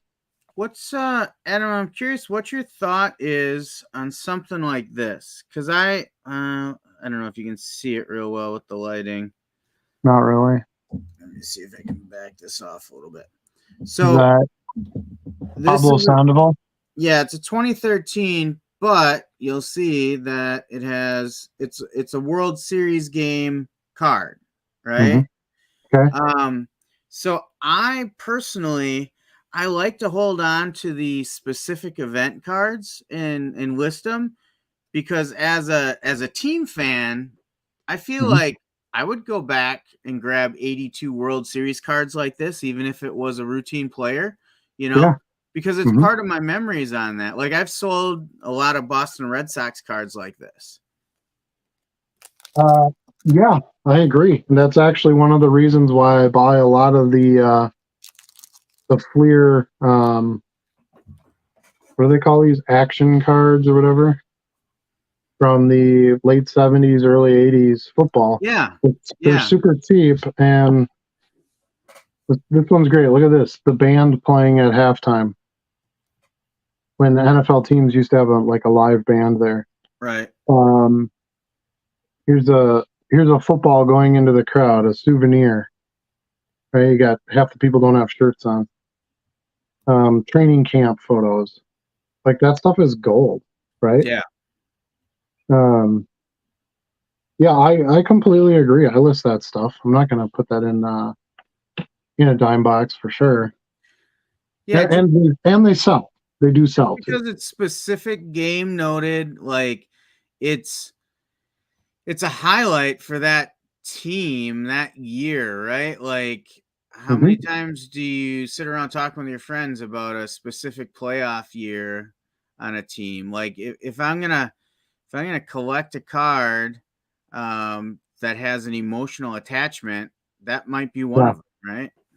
Well, here's another one. It's called the Mudders. Look at these guys all covered in mud. Back Yeah. when they used to play on like grass and stuff, so that you wouldn't tear your Achilles. Oops.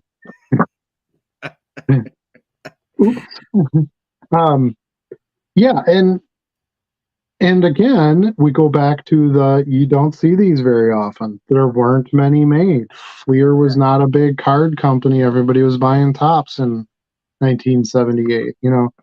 All the things pile up to be the right scenario for that to be an awesome card for you to stock. Yeah.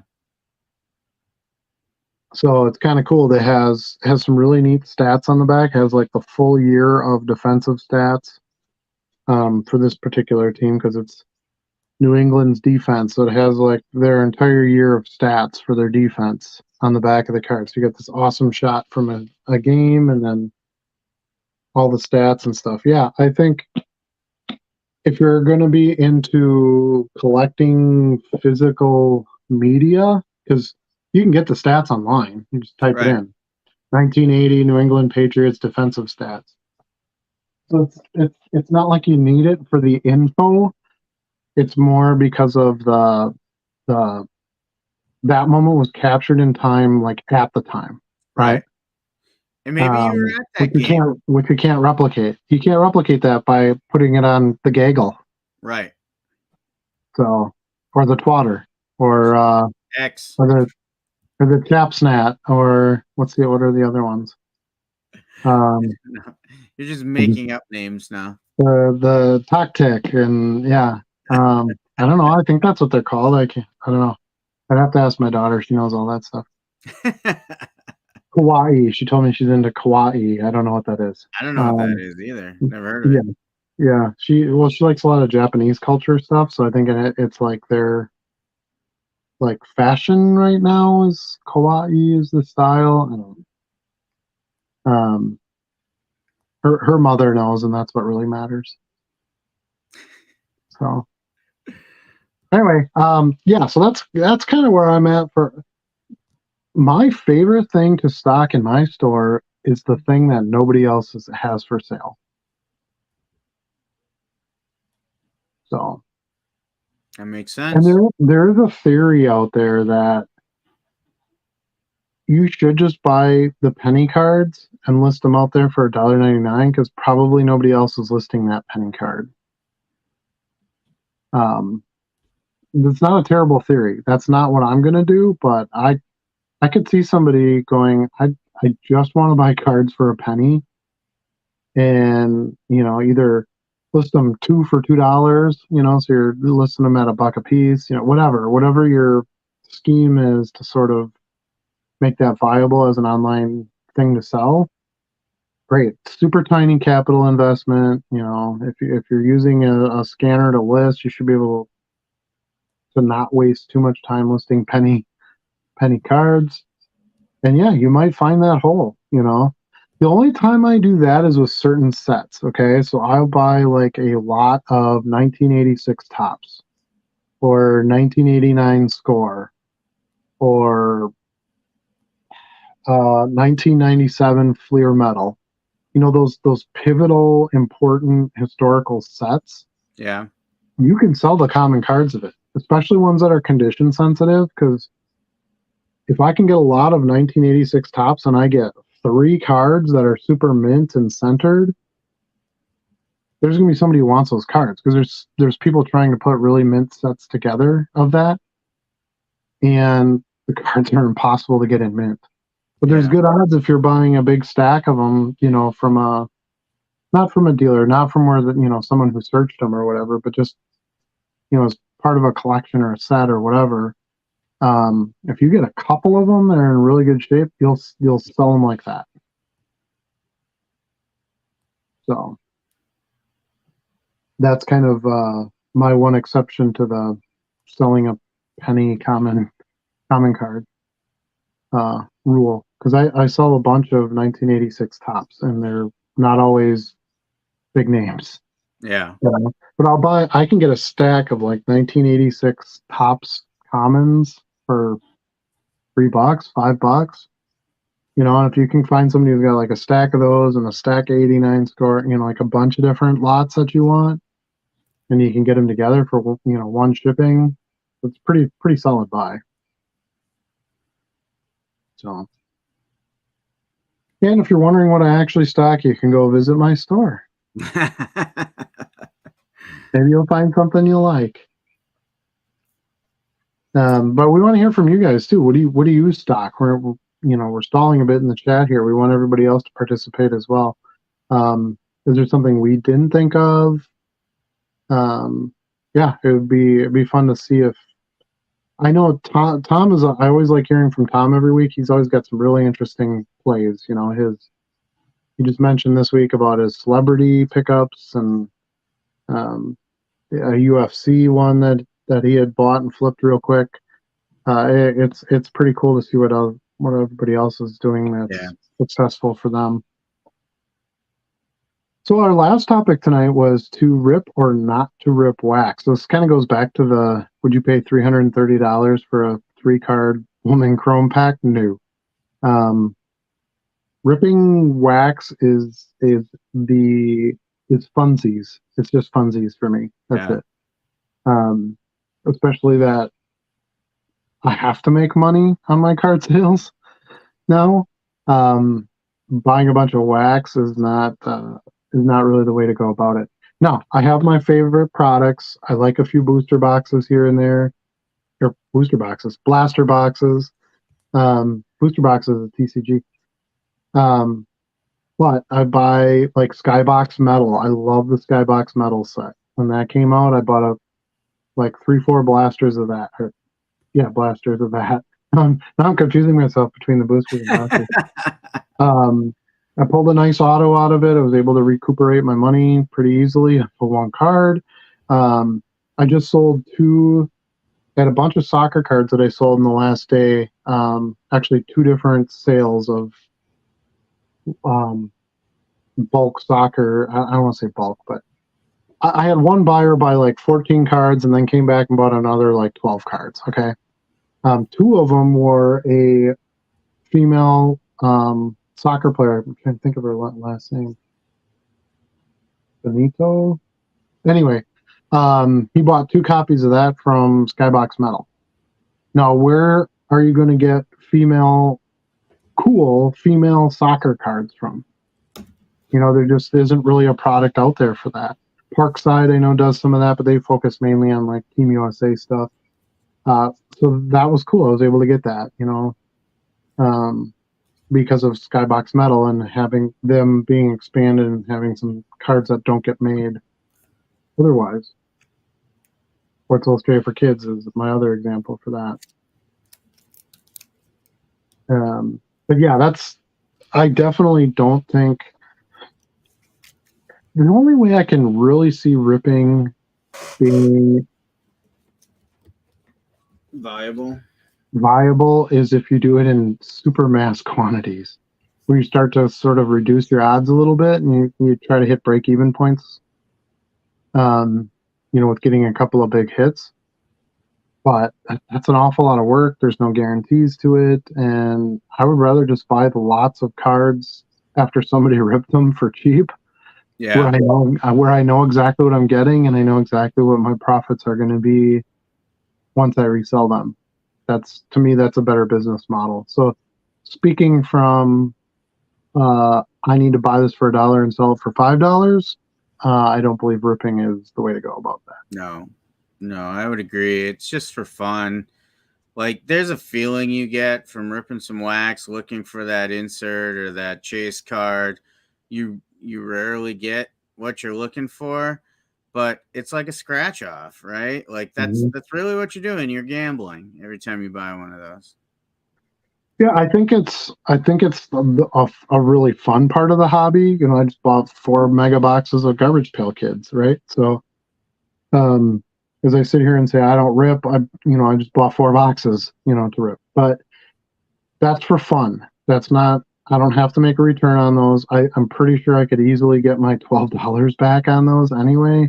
So even investment wise, it's that one's actually a no-brainer. But if I go to buy a blaster box for $30, I don't believe I'm going to get $30 in cards out of it. There's a reason they sell the cards blind packaged, because there's more money in it for them. Yeah. Otherwise, they would just, oh, here's the key rookie this year. You know, here's the 1 of 1. We'll charge $600 for it. Who wants to buy it? You know, they would just sell the cards individually, but it's better for them to just make a solid product, blind package them all, and then get you to gamble and pay your, you know, $330 for 3 cards, right? So the house always wins, right? A casino builds a new casino because they don't lose. They used your money to build that casino. So, yeah, ripping is great. I think it's fun. I think everybody, if you're going to be in the hobby and you want to be a part of it, I think it's good to do once in a while. Just keep it within your means and don't expect a return. Right. You know? Take it for what it is. I'm a zig when people zag type of Pokemon. I like to have something for every price point. Yeah, I know you Pokemon dealers are awesome. I don't really do any Pokemon. I'll leave that up to you. But yeah, I don't blame you. If it's what's selling, then go with it. So, and Charlie, you know a little bit about Pokemon, more than me anyway. Yeah, there really are tiers to that, but you know, you boil it down, it's really no different than sports cards either. Like, we have our tiers as well, right? We've got our base card commons, we've got our autos, we've got our inserts, we've got our parallels.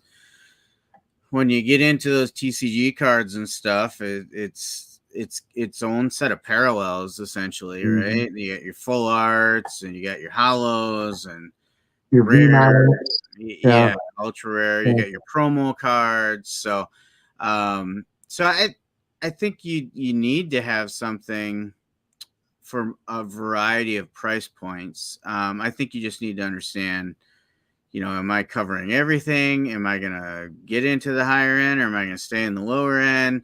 Because even us, like low end sellers, well, you know, we talked before, we're going with multiple price points with this. They're just all lower price points. Right. Yeah, I don't think, like I said, I like to have a diversity in my stock, but I don't think you have to stock everything. Right. I don't stock a ton of hockey. I don't stock a ton of WWF. I don't stock a ton of for WWE. Yeah. Call it WWF. Copyright infringement there. You're going to get a letter. Yeah, that's the like World Wildlife Fund, yeah. Fund or something. Yeah. Mm-hmm. So, but that's fine. Then somebody else can, you know, have a big stock of WWE cards and service that market. So I think it's important to kind of know what you're selling and keep it within your parameters, right? Stay in your lane a little bit. But I think also we touched on the fact that you don't have to be an expert in every type of card you sell either. Like, no, you know, I talked before, I've got a lot of F1 now. I've got a lot of NASCAR now.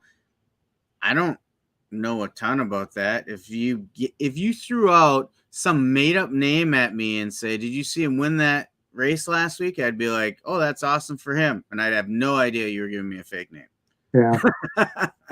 Yeah, and I think there's a way you can dip your toes in too. I think you can buy a few cards and just see how it goes. Yeah. You know, I kind of tried that. I mean, obviously basketball is bad. Everybody knows basketball and basketball cards, but I kind of did that with Rodman. I had bought a little bit of Rodman, and I'm like, yeah, this guy was cool. He was such a character in the 90s. You know, played for the Bulls, all those good things. Everybody knows who he is for the most part. Pop culture, all that. Yeah. Bought a few cards, threw them out there, and they just started selling. So I'm like, I'm buying more Rodman. You know, that's kind of how when I feel like I'm at an area where I've got a lot of things covered and I want to expand. I did that with the Yo MTV Raps cards, right? You know, I had a lot of stuff covered, and I'm like, I kind of want to get into some music stuff. So I bought some metal stuff, and then I learned about the Beastie Boys rookie cards and what they were doing, and I'm like, God, this is a great thing to add, and um, such 90s rap was such a pop culture, boom at the time, so important, in music history and stuff, just like alternative music, and there was other things that came out in that time that were important. Um, yeah, I think it's good to just get a little bit and see how it goes for you. Plus, if you buy a little bit and you're somewhat vested, you're going to do more work in it, and yeah, research and try to see if there's money in it and that kind of thing. Actually, I just kind of skipped his last message. At the moment, taking pics of Aaron Jones Optic yellow and pink rated rookies, PSA graded Kevin Durant, upper deck and clear rookies. Huh? He's getting ready to list some more, keeping his listings up. From Beyond Robinson, Leaf Proof 101, Brees Hall. Yeah, you don't buy the same stuff I buy, dude. That's like stuff with real money in it. Right. Good for you. That's awesome. Those all sound like things that there'll be buyers for sure.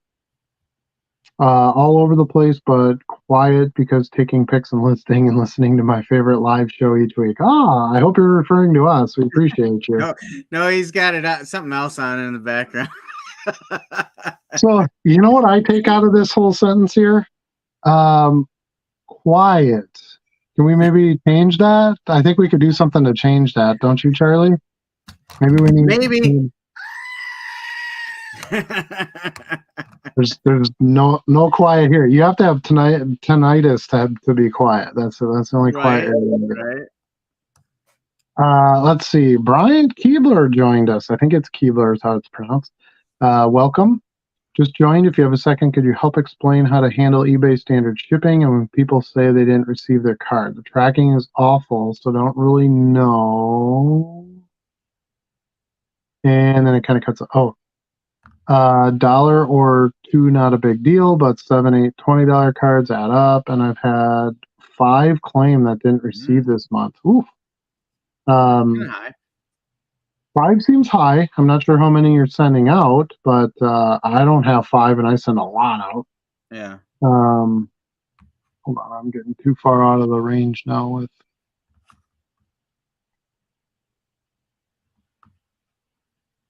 Okay, I'm gonna get back to the top of his question here. So yeah, eBay standard envelope is not a perfect solution by any means. You get what you pay for. You're paying 63 cents for them to track it. The tracking is hit or miss at best. I've actually had a little bit more problem with it recently than I've had in the past few months. I've gotten a couple messages from some customers, hey, I still haven't gotten this, or tracking hasn't updated, or it says it was delivered. I had one I always try to respond and say, can we give it a couple of days? It usually sorts itself out. I had one that just responded to me and said, hey, it's been a couple of days and I still don't have it. And nothing's been updated. I haven't had a chance to get back to him yet because we have the show, but I'll likely just have to refund that. And that was just a $3 or $4 Jeter card, so not too bad. But let's see, where is he here? He says, what do you do if it's $7, $8, or $20 card? It really depends on the situation, right? So if it's a good customer and you feel like they're being honest with you, you might want to just take care of them. It is your responsibility to get that card to that customer. I realize you don't deliver it yourself. We're trusting the Postal Service to take care of that part of it for us. But it's still your problem, not the customers, if they don't receive it or if it comes trashed or whatever. So let's go over a couple of the different scenarios on this one. So let's say it's a $8 card and they say they didn't get it. Check the tracking. Where is it? If it says it got delivered and they said, well, I still don't have it, have them contact their post office and see if they can find out where it is, or if it was delivered to the wrong address or whatever. I literally had one last month where that's what it was. It was delivered to a house down the street, and the customer ended up getting it because the person who did receive the envelope gave it back to the carrier, and the carrier delivered it correctly the next day. But yeah, if it was, doesn't really matter if it was a $1 card or an $8 card and it was lost and the customer never got it, you're going to have to take care of that. The fact that you have 5 claimed, that you might want to look into your process a little bit. How are you addressing the envelope? Are you just writing on it yourself? Are you sealing it? How are you packaging the card? Are you putting it in a top loader? Are you putting it in a card saver? Do you use any cardboard? Like, there's it seems like there's something there that's preventing those cards from getting delivered. Are you dropping them off at your hub? Are you giving them to your carrier? Are you just throwing them in your own mailbox and somebody else is grabbing them out? There could be a million and one things that happen between you putting it in an envelope and it's traveling logistics to get to its destination. So I would take care of each one of my customers, no matter what it is. Dollar amount is not as relevant. And then I would look at, what do I have to do so that I don't keep having this issue? Is that kind of how you feel about it, Charlie, or do you anything you want to add? It is.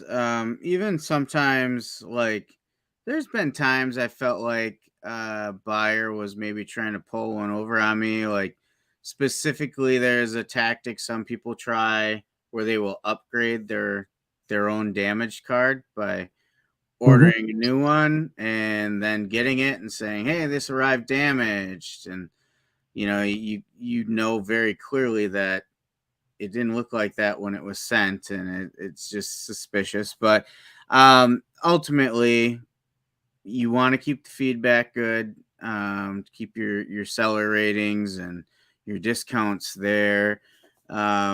It is weird. It goes kind of streaky. So I'm in a really good streak now. I haven't had an issue in probably over a month now.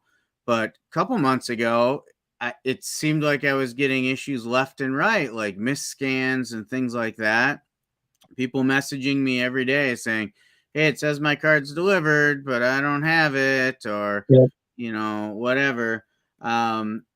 I take the same tack that Adam does. I've learned that ask them to give you 2 to 3 days. Typically, as a missed scan, it shows up, and about 99% of the time it has. When it doesn't, I really don't stretch it out anymore. I just issue the refund and move on to the next card. Yeah, I literally, this is actually part of my video I just put out yesterday, where I was talking about how I believe customer service is something that's forgotten about by eBay sellers, and it's important. And this is part of it. One of the comments I made in that video was, you want your customers to believe you, that if they pay you, you're going to send the card, it's going to be in good shape, it's the one that they ordered, it's not a counterfeit, all that good stuff. If you're expecting that from them, you should also be expecting that they're an honest buyer, and you have to give them the benefit of the doubt. We don't sell high-end, at least I don't sell any high-end cards. I shouldn't say any. I sell a few, but mostly I'm selling, lower end stuff. So when somebody takes the time to say, "Hey, I bought this $2 card from you. I know it's not your fault, but I never got this thing.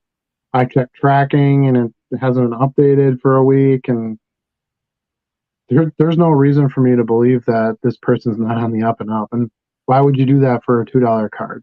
Right. So, and honestly, my experience with my customers has been, they're pretty cool about it. A lot of them will message, they'll just message me and they'll say, "Dude, I know it's not your fault, and the stupid scanning system isn't great. And, hey, it's only a $2 card. You don't even have to refund me. I just wanted to let you know I never got it, so that you know that there was an issue." And sometimes the customer will say, "Hey, I just really wanted the card. Do you have another one you could send me?" I doubt they're doing that to double up on the $2 card. Right. Pretty sure they're saying, "I actually wanted the card and it didn't show up. Do you have one you could send me?" I think, Charlie, I just told you about this one this week where I sent it. It never got delivered. So then I just put another one in an envelope and mailed it out, and he didn't get that one either. You know how weird is that, right? Yeah. And totally cool customer, gave me positive feedback. He's like, "Yeah, thanks so much for trying," and I ended up refunding him the $1.99, or it was a super cheap. It was a NFL 5 like play card. It wasn't even a player card. Okay. Wasn't a parallel, or it was a super super super low end 2-cent card, whatever.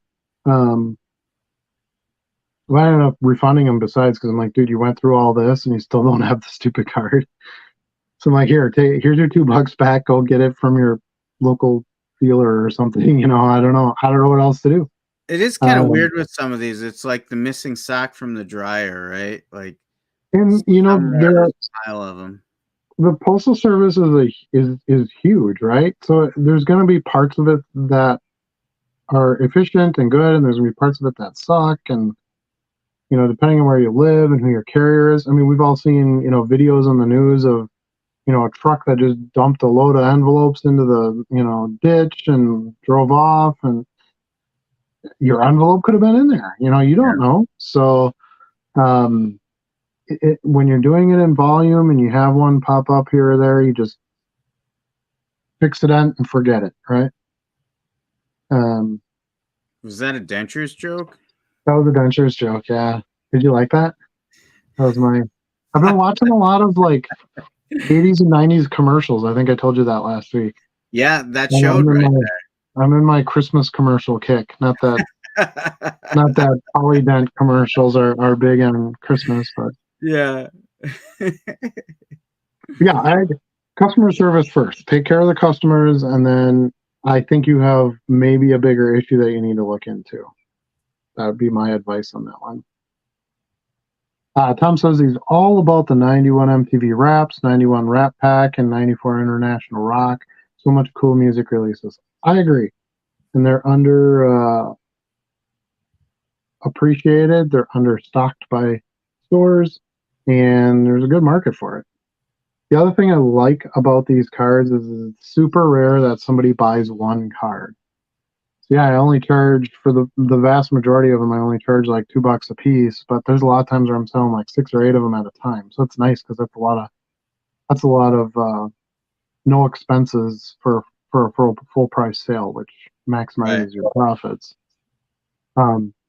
They're super thin. There's nothing fancy about them. You can ship a whole ton of them together for hardly any weight. They're just awesome in a lot of ways.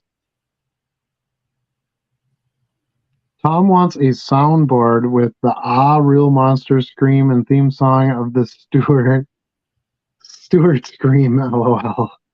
I'm sure it's really loud tonight. Wow, I love it. I'm sure you could make a soundboard of it. True story, sidebar here. When I was building my mouse droids, you know what a mouse droid is, Charlie? I think so. It's that real small one that runs around the Starship. Yeah, on the Death Star. Yeah. It looks like an upside down toaster because they were literally made out of upside down toasters. And it does that kind of squeals and runs off and stuff. Well, anyway, I built a mouse droid, radio controlled one. Well, I had to have the sounds. You know, you gotta have lights and sounds when you make stuff like that. And there was no sound. Like, where are you gonna get that from, right? How are you gonna pick the sounds and play them? So I controlled him with an old Android phone. So I'm like, screw it, I'm just going to make a soundboard. So I made an APK file and put a bunch of individual mouse droid sounds on it with like just buttons, like dial phone button shaped buttons, and it was awesome. So you can totally make your own soundboards. That is a thing. Now, I will not be making a Stewart or an Real Monster soundboard. So you're on your own. But I think you could do it.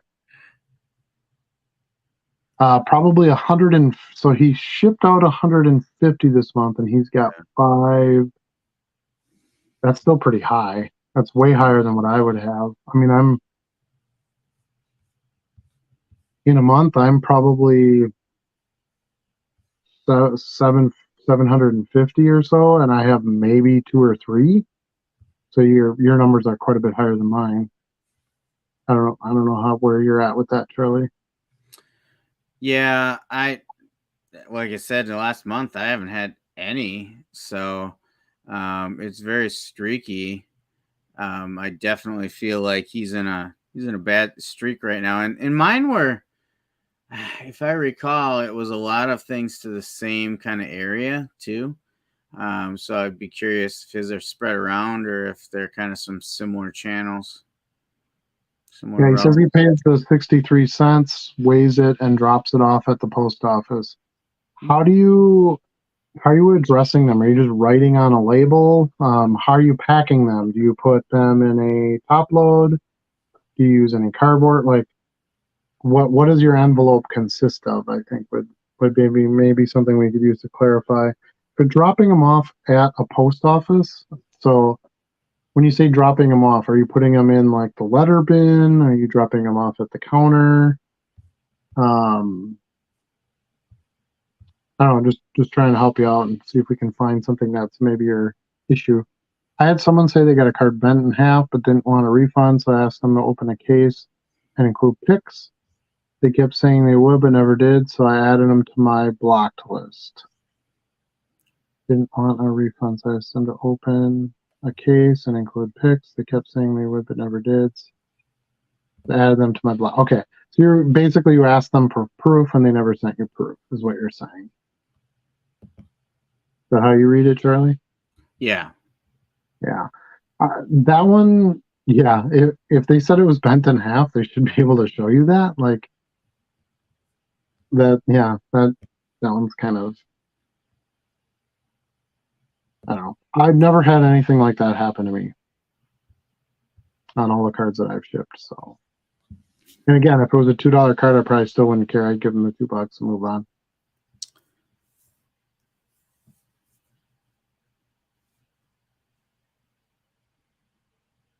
Let's see. If I message you about getting you to open a case 4 or 5 times without a reply, after replying immediately and offering a full refund, if open, then I take it as a scammer and will block.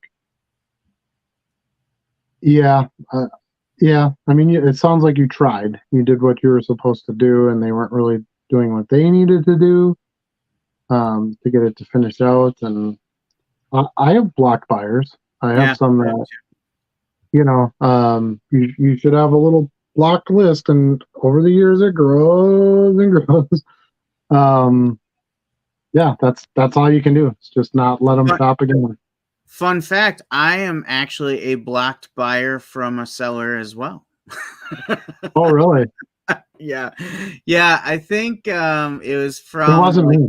It wasn't me. No, it's from like the first month I started getting into this, and I was taking the feedback a little too literal, I think, and I was thinking about, okay, well, this took me 7 days to get this card, and I get all these other ones in 4. Like, I'm gonna give like a 4 for shipping speed or whatever, and they got really mad at me. Like, they sent me like an angry message and stuff like that. Wow, that's awesome. Yeah, and then a couple months later, I actually had them in my saved sellers list, and I was like, oh, I kind of like that card. I'm gonna go bid on that. Found out I was blocked and I couldn't bid on it. That happens. That happens. Yeah, that's the one downside. When you get blocked, then you can't, and you find something you want, now you can't buy it. Yeah. Mm-hmm. So yeah, that's a good story. That's fun. I don't know if I'm blocked by anybody. I don't have like saved sellers or anything. So. And you don't get any kind of notification when you're blocked. You wouldn't find out until you go to buy something from them. Right. Yeah. Interesting. Brian says, I assumed when turning over big amounts each month, I'd have issues, but this month is just crazy. And I think Charlie hit the nail on the head earlier with this one. It's just kind of streaky that way with some of that stuff. And you just kind of have to eat it a little bit here and there and move on. Now, when you do, I do not want to talk about taxes, but now when you do at the end of the year get your statements for your sales, it will show amounts you refunded to customers on there. And that will be taken out of your sales numbers. So you do get to, write that off too as loss. But I will immediately refund anyone having it not showed scanned along the way and claim it didn't show up and stay in contact. If do that, I'll try to keep a repeat customer. Yeah, I mean, if they didn't get it, they didn't get it. Like, Yeah. I've had it happen to me. I bought 1 or 2 cards, lower end stuff, but I bought 1 or 2 cards that never showed up. And I've had pretty much great sellers that were like, hey, no problem. Here's your refund. It's really not worth your time to try to dig into a $2 card and try to find out where it went. $2 doesn't, there isn't a lot of time equal to $2 in my life. You know, it's different for everybody. I'm not going to speak for you. If $2 is make or break it for you, do whatever you got to do. But for me, it doesn't change my life. So I don't want to put a lot of my life into it. The main reason I wanted to work from home was so I could spend more time with my daughter and my family and my dog and my, Sure. other hobbies and things like that. I'm not going to spend it chasing down a $2 card. Right? That's not a good trade. I love the Paladin lady. She reminded me of my Nana. When I first read this, I thought it said, I love the president lady. I don't have my glasses on. I'm like, who's the president lady? I'm like, oh, Paladin lady. It's this lady. Yeah. Right, that's her. Brian says he appreciates the feedback. Yeah, absolutely. Keep us in the loop. We want to know kind of how it goes and if you get things sorted. Sounds like you know what you're doing and you're doing it right. You just hit a bad spell. Yeah. Sometimes I honestly believe too it might be that when you dropped it off at your post office, your own post office might have screwed it up. And if they did, then you had like 8 envelopes you dropped off. You could have 8 that you have a problem with, right? You know, if they end up getting scanned or go to the wrong area or get stuck in a truck somewhere, they could all be together. As weird as that sounds. So, that's something to consider as well. That's awesome. Did you have the R2D2 screech and boops when he gets shot? No, because it was a mouse droid. It was not R2D2. But our R2D2 droid builders, yes, they have some pretty extensive sound information that they can use with their droid. Let me ask you this, Charlie. Let's say you wanted to build a screen-accurate R2D2 unit that you could remote control and it has the arms that move and so on. What do you think that would cost you? Let's see. You're building it yourself. You're not paying someone for the labor. You're doing it yourself. Yeah. $300. 12 to 15,000. Because it's got to be an aluminum body because it has to stay lightweight enough. You have all the servos you got to add in. You've got all the custom machine parts and the light display panels, all that stuff. So, and that doesn't, that's that much money plus hundreds of hours to get it all put together. Yeah, I know it'd be a lot of time. Yeah. R2s are insane. Cost me about, no, my mouse droid is very screen accurate. Like I have the screen accurate TV picture tube, telescoping picture tubes on the top. I have all the resistors, everything, all metal parts. The accurate Traxxas chassis for the remote control, all that. What do you think I spent on my mouse droid? Well, I was way off on R2D2, so I'm not even going to give you a guess on the mouse droid. It's somewhere between $600 and $800. Okay. So a little bit more reasonable there, but still a lot for a remote control car, essentially. Yeah. But it's cool, and the fans like it. And it's fun. Cool. It is cool. I have a Bluetooth speaker in there, which was like a big deal at the time I built it because that was like 10 years ago. So that was like Bluetooth speakers were like $80 at the time. Right. But because I use my Android to control it, I can actually play music and other quotes and things like that. So yeah, it's super fun. Super fun. Depends how many hubs are on the card's journey for scans too. Yeah. Yeah. And this was something that I had pointed out to Charlie when he was having early on problems. I said, you need to take it to a hub. You want to get it to as few destinations as possible to have the least amount of issues. So I'm fortunate. I'm just a couple blocks away from the Green Bay hub, and it literally goes from there to Oak Creek, ironically, where I was just at this past weekend. And then that is the main Wisconsin hub. So it literally has one trip, and then it's out to its whatever is its final hub destination in its delivery area. So I try to reduce. It also gets it there faster. Yeah. So Tom's blocked by Four Sharp Corners because I left them bad feedback because he charged me like $30 shipping and handling, and then took 3 weeks. It was deserved, so I don't care. It's funny you mentioned that because I bought quite a bit from Four Sharp Corners and never had a problem. No, I didn't buy from their. I would never buy on their eBay auctions because they up the price. Why wouldn't you just go to their website and buy? That's what I always do. But yeah. Yeah, I never had that problem, so it must be just something on their eBay end. They do have some cool cards I go and bid on. Oh, because you were bidding. Got it. Okay. I buy them because their prices are pretty good.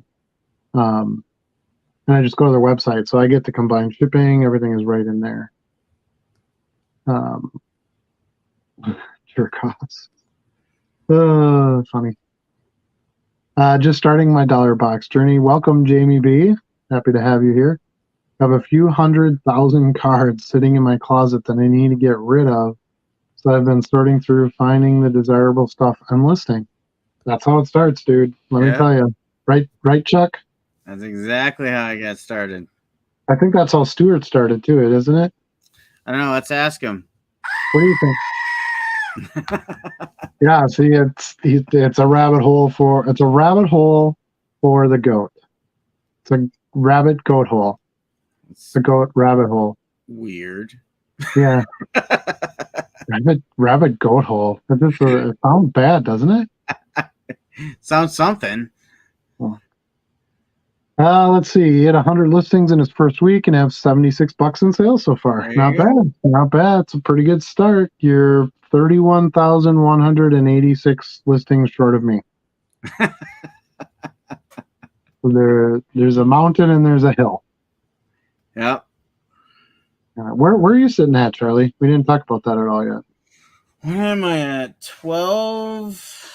I'm almost to 13. 13,000? 1,300. Oh, I was like, ooh. I wish. Yeah. I thought I was going to hit 13 this week, and I still might. I'm at 1,293, so I should hit over 1,300 this week. So. And you're just about done with football, you said, right? So you can pick up them. Yeah, I got a month left in my primary football season, and then I should be able to pick back up again. And that's one of the great parts about it. We talk about doing this full time, and it's a great little side hustle. You don't have to do any more than that. List when you can. Obviously, the big thing is when you get sales, ship the damn thing out. There's some things where you can't buy your time on it, but as far as listing and growing and buying more cards and going to shows and all that, you can pace yourself on that. You don't have to go from 0 listings to 20,000 listings in a day. So yeah. Once you get to write me when you get to like 32,000 listings, let me know how much time you have in a day, and then that's another conversation. Yeah, and wait until you start hitting some milestones, and it only lasts for like 6 hours until you sell another card, and then you fall back below. Yeah, and the listings number is funny because the more listings you get, you should get more sales, which is obviously the point. But then the more sales you get, the more you're behind on your listings. So it's we make the comment pretty much every episode, but it's listing and shipping and shipping and listing. They just have to keep on moving. There's no other way to keep it going. One thing that I think is kind of interesting in this, because I was just talking to a friend of mine who owns his own business outside this. He does flipping and stuff too, but not cards. And he's like, how many of, he was trying to get an understanding of what I was doing, right? He's like, how many other low-end sellers are there? And is this new? Haven't there always been people who sold low-end cards? And I said, yes and no. This is actually a relatively new business model because it really didn't become viable in a big scale until eBay Standard Envelope came out. Because there was no way to track anything in the past. So you couldn't be a top seller, you couldn't be top rated plus.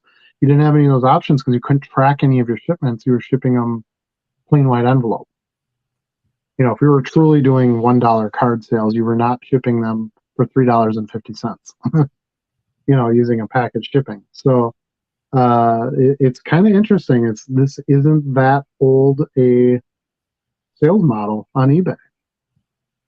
Because eBay Standard Envelope's only been out for 2.5 years, something like that. That's what you tell me. I wasn't selling when it came out. Right. And, I was, but it wasn't too much before then. And I was doing like more auctions and lots and trying to do other things to be able to hit like package size shipments so that I could track stuff. But yeah, it'll be interesting to see where it grows from here. It feels like there's more new people in the space all the time that want to participate in it. And then you start getting big enough where you go, now I got to get out of this because I don't have any time to do anything. And like, it's interesting. I'm having a fun time just being in the world of it and seeing how it's evolving over time. I have great interest in that alone. So what do you think, Charlie? It's it's a journey, and it, like, your goals are going to continually change and your challenges are going to continually change too as you go through it. Like, I already think back to 5 months ago to what I thought I was going to be doing and what I thought was going to be difficult and what was going to be easy, and all that's changed already. The only constant is listing and shipping. Right. Yeah, I never thought in a million years this is what I'd be sitting around and doing all day long. So yeah, it's different. It's very interesting. But once you kind of get into it and you start building things, you kind of see some good potential in it. And it's up to you how far you want to run it. Like I said, that's the best part about it. There's other sellers that are like, I do not want to spend the time on that, so I'm only selling $100 plus cards, so it's minimal time investment. You got to get in where you fit in, right? How many listings do you think you'll actually max out at before you don't want to put any more time into it? That's a good question. I honestly have a hard time giving you a decent answer on that. So right now, like I said, I'm just about to 1,300. You threw out that 13,000 number before. I feel like that 10,000 mark is going to lead me to have a different life with this. Like, it's going to take on a different amount of time and things like that, where I have to start looking at things differently again. Yeah, I think that's, to me, the big changing point was like around 16 to 18,000. Okay. When I hit that, it was like, I have 2 hours every morning. Yeah. I got to pack all this shit up. And then, because listing really wasn't that big a deal. I was kind of like listing in between other things I was doing. You know what I mean? I wasn't pressuring myself to do this many per day. I was doing it on my phone, so it was very casual. And I would just kept buying cards because I was having fun buying cards. So I always had stuff to list. And And it was all of a sudden I looked down and I'm like, crap, I have like 12,000 listed. You know, they can add up if you're consistently working on a pile of them. Right. But then it was like orders and orders and orders and orders and orders. And it started to change to like a regular, like couple $100 a day income type of thing where you're like, wow, this is like, you can get like real numbers out of this stuff. Because at first, when I first started, it was like I was buying more than I was selling, right? Sure. Because I was buying all these lots and I was, you know, and then it got to a point where it was like, well, I'm not buying as much and I'm selling a ton. So it's your reinvestment becomes smaller and smaller and smaller. Or I should say my reinvestment had become smaller and smaller and smaller. I was buying more at shows and buying more bulk and, you know, things like that. And it was like, but the sales kept increasing, right? Because you had all this stuff and you were getting more listings on. And so it's interesting how it's kind of flip-flopped itself a little bit. You have to get some capital investment in before you can sell any. Like, you have to have cards to sell. Now, Charlie, you sort of did it in a different way. I did a little bit that way too, because I had stuff from before I started doing this, but your inventory was basically just stuff you had bought in the past. My baseball was, yeah, but I had no other inventory in other sports or non-sports, or at least very little. So I started with the baseball. I said, let's do something with this. And then you got me into the card show loop, where that opened the door for me to start expanding into other sports and diversifying my store, and became my primary way of purchasing more cards. Yeah, no, the show is interesting because you're not going to buy, if you're buying what we're buying, you're not going to buy one card at a table. Yeah.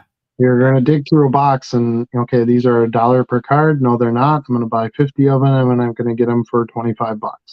Yeah. You know, half price, whatever. So it's like, well, now you go home and you got a stack of 400 cards, right? Yeah. You know, from that one show.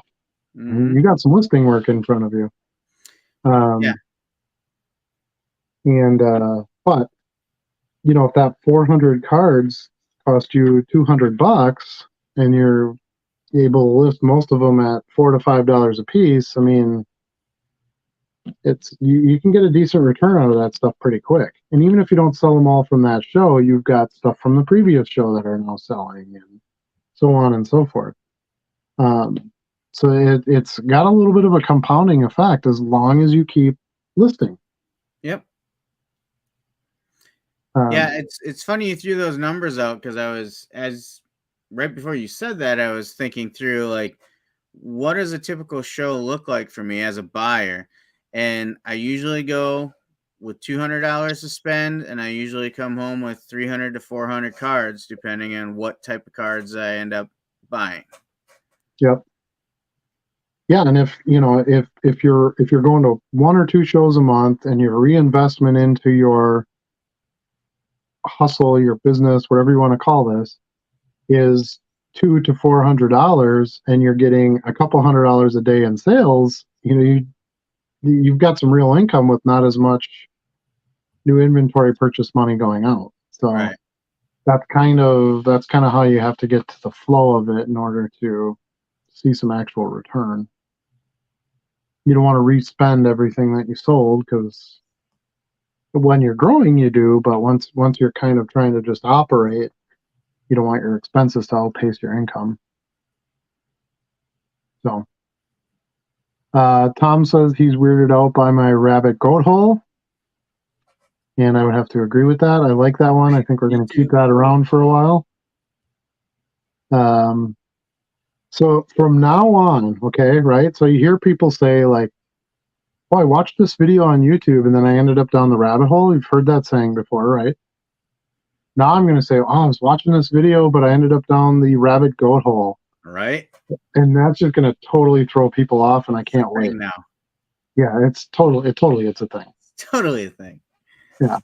I'm taking it back. I'm interested, since you built an R2. I did not build an R2. that I have to correct you on that one. I have friends who are R2 builders. I have not built one myself. I'm most droid, so must be a fairly big Star Wars fan. You've ever dabbled in Star Wars cards? I've started to recently. Not dabbled. I literally do Star Wars cards. I have lots of them, and I sell lots of them. I tend to focus more on vintage on that stuff. Um, most of my non-sports stuff, I try to go back to like the years it was actually a thing, if that makes sense. So I do a lot of 77 Star Wars. I've got some Mandalorian stuff. I've got, some Topps Chrome stuff from the 90, mid 90s, stuff like that. But yeah, definitely Star Wars cards are a thing, and they do very, very well. You do a little bit of Star Wars, don't you? Do a little bit of Star Wars, and in fact, I've got quite a bit behind me. I gotta get listed yet that I haven't gotten out there. We talk about our listing strategies and what we're listing. I find myself more and more these days with a limited amount of time of listing. I get tired of listing the same thing over and over again. So I can't list football for 7 days in a row, right? Like I need a break, and I'll grab a handful of Star Wars or I don't know, Garbage Pail Kids, or just something different to change of paces sometimes. And so I do like going through that. I have a feeling I'll be listing a lot of Garbage Pail Kids soon. I have a feeling, yeah. I have a feeling. Yeah, and you know what? We talked about, you're right, we do talk about that a lot. Like, man, I get so boring, bored listing the same thing. But I also think it's good to change it anyway, because you want to keep your store diversified. You don't want to just keep shoving a bunch of football in there. And a lot of times when I'm listing stuff, it's not that stuff that sells, but it prompts somebody to buy something else like it, right? Yeah. So I might be listing a bunch of newer Star Wars, and then boom, a bunch of 1977 Series 1 stuff starts selling. Or I really like promo cards for non-sport. I'll list a bunch of promo non-sport cards. I was doing that today. I had some Sopranos stuff, Rick and Morty. I had some Bill and Ted's Excellent Adventure, just some stuff like that. I ended up selling a CSI promo card and a Arrow promo card. So not even the things I was actually listing, but it got somebody in to look at me. Oh, maybe they sell other promo cards. Yeah. So I think it's good to kind of change it up too, and keep some new fresh listings going in there. Now, what if when you build up a customer base, what if your customers are eclectic, right? Let's say one of your customers is a football collector and another one of your customers is a non-sport collector. How does that non-sport collector feel about your store when you just list football for 7 days straight? Yeah. They don't feel like you're going to be offering things for them to buy. Versus you list football for 1 day and then you list some non-sport the next day. Well, you've got something that both of those customers might be interested in. Right. So I try to think of that too. I have a lot of repeat customers. It's something that I'm really focusing on, because I think that ball gets dropped by a lot of eBay sellers. And so I want to continually make sure that my customers are getting the things that they need, so I continue that repeat customer sales and grow that, portfolio as well. So Tom says he likes being included on the inside jokes for once. You went down that rabbit goat hole, my friend. That's right. A hole is a hole. Never mind. Yep, exactly. We'll let that go. Yep. Also was big into Star Wars pre-Disney purchase when EU was still post-canon. Yeah, I agree. Once the Disney said, I was actually at the Star Wars convention when George Lucas agreed to the sale of Star Wars to Disney. It was a very interesting time. Mark Hamill was at our party, our dance party. We had, can't think of his name right now, but the guy who played Palpatine, he hosted our formal dinner. Ian McDermott? Ian McDermott, thank you. And Anthony Daniels was there, and Seth Green, because he was working on a Star Wars cartoon project at the time. And awesome time, and then it was like Disney bought Star Wars. I'm like, nope, not a good move. And things were never the same. Things were never the Although same. I got to get back to my newest episode of Ahsoka Tano. Mhm. It's really good. Yeah, I'm caught up. I caught up this morning. This last episode was pretty good. The show up to this point was not very good. But that's Dave Filoni though. Dave Filoni writes good stuff, and he likes to Build. sort of turn the story on its heels a little bit and make it something pretty cool. So yeah, I don't want to give any spoilers or anything, but yeah, it's if you kind of gave up on, if you were watching it and you're into it and you gave up on it, you might want to jump back in and watch the recent episode. I think you'll have some new appreciation for it. I'm specifically trying to get rid of my duplicates from recent years of Star Wars stuff. I'm working on filling out my Galaxy Series 1 through 7 sets from 93, 2012. Yeah, you're way more hardcore than me. I don't really buy any of that stuff. I do have some Masterworks, which is like a higher end Star Wars product that I've had some success in flipping. Maybe the parallels from Galaxy and stuff, I'd buy some of that. But before I got back into sports cards, I was actually buying a lot of Star Wars cards, like cases and stuff. And then I would resell the lots on eBay or the sets or whatever. I just don't buy much of that stuff anymore. I really like the vintage Star Wars. Galaxy sets have long-term value potential for my generation, like the 77 and 80 sets do for the original Star Wars kids. You're probably right. Yeah, and if that's Galaxy sets have a big, strong following. Yeah. the nice thing with the Galaxy sets is they have a lot of characters in them. So if you're looking for some of that more fringy stuff, like I collect Wampa stuff because I do a Wampa costume. I know that's crazy. Well, that's a conversation for another day. But the Wampa's not included in a lot of stuff. But some of the Galaxy sets, Masterworks, I do have um, an autograph card from the actor who was in the suit. There's some cool. They put out some cool stuff, some sketch cards, things like that. Let's see. The new episode of Ahsoka is probably the best live action Star Wars we've gotten since Force Awakens. Yeah, I like The Mandalorian better. The Mandalorian would be my Really? top project since Disney takeover. Yes. What about the Book of Boba Fett? What was your No. thoughts on that? Yeah, No. it, like just left me wanting so much more.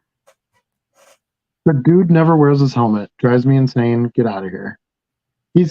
There's a scene, and no spoilers. This is just a kind of a plain basic scene. There's a scene where he kind of floats in, like jetpacks down, right? And he gets surrounded by all these enemies, and he has to fight them. And he's standing there without his helmet on, trying to fight these. I'm like, what are you doing? Like, it doesn't make any sense. So yeah, I didn't care for that series at all. That can go away. Star Wars fans have their opinions. You have to decide what you want, what you don't want, and there's something for everyone.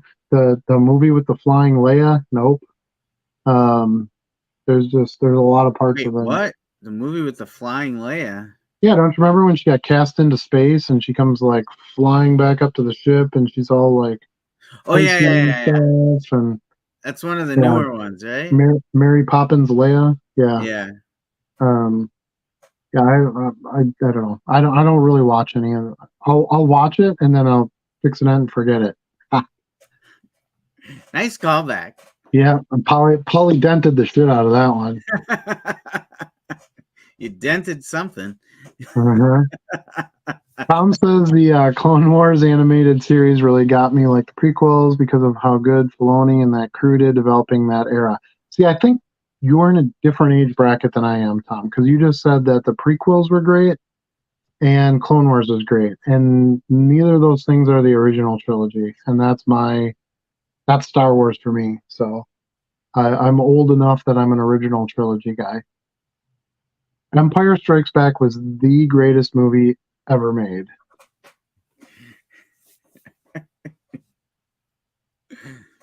It was good. It was good. I'll give you that. The greatest. I dealt with The Force Awakens, but Mary Poppins Leia, see? Told you.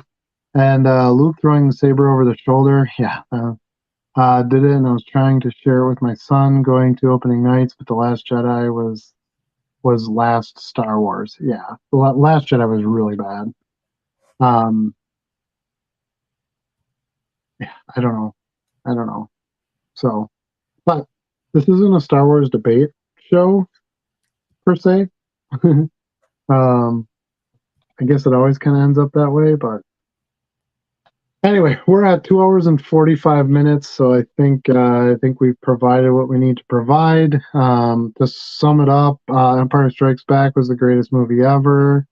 Don't go down the rabbit goat hole.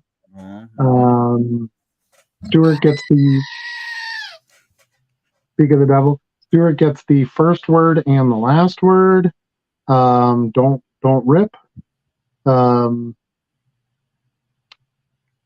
Let's see. I think that's about it. Anything else to cover there? Does that pretty much nail it? I think that's all of it. MD, if you're still on, we look forward to seeing you Saturday. And one more important thing. Go Cubs, go. Go Cubs, go. Enjoy that second place finish. Ooh. Second place. The first loser. All right. Well, that's it for tonight. Thanks everybody for watching. We appreciate it. If you're watching this recorded, we appreciate you as well. Try to join us live every Wednesday at 8 o'clock Central Standard Time. Me, Charlie, and Stuart.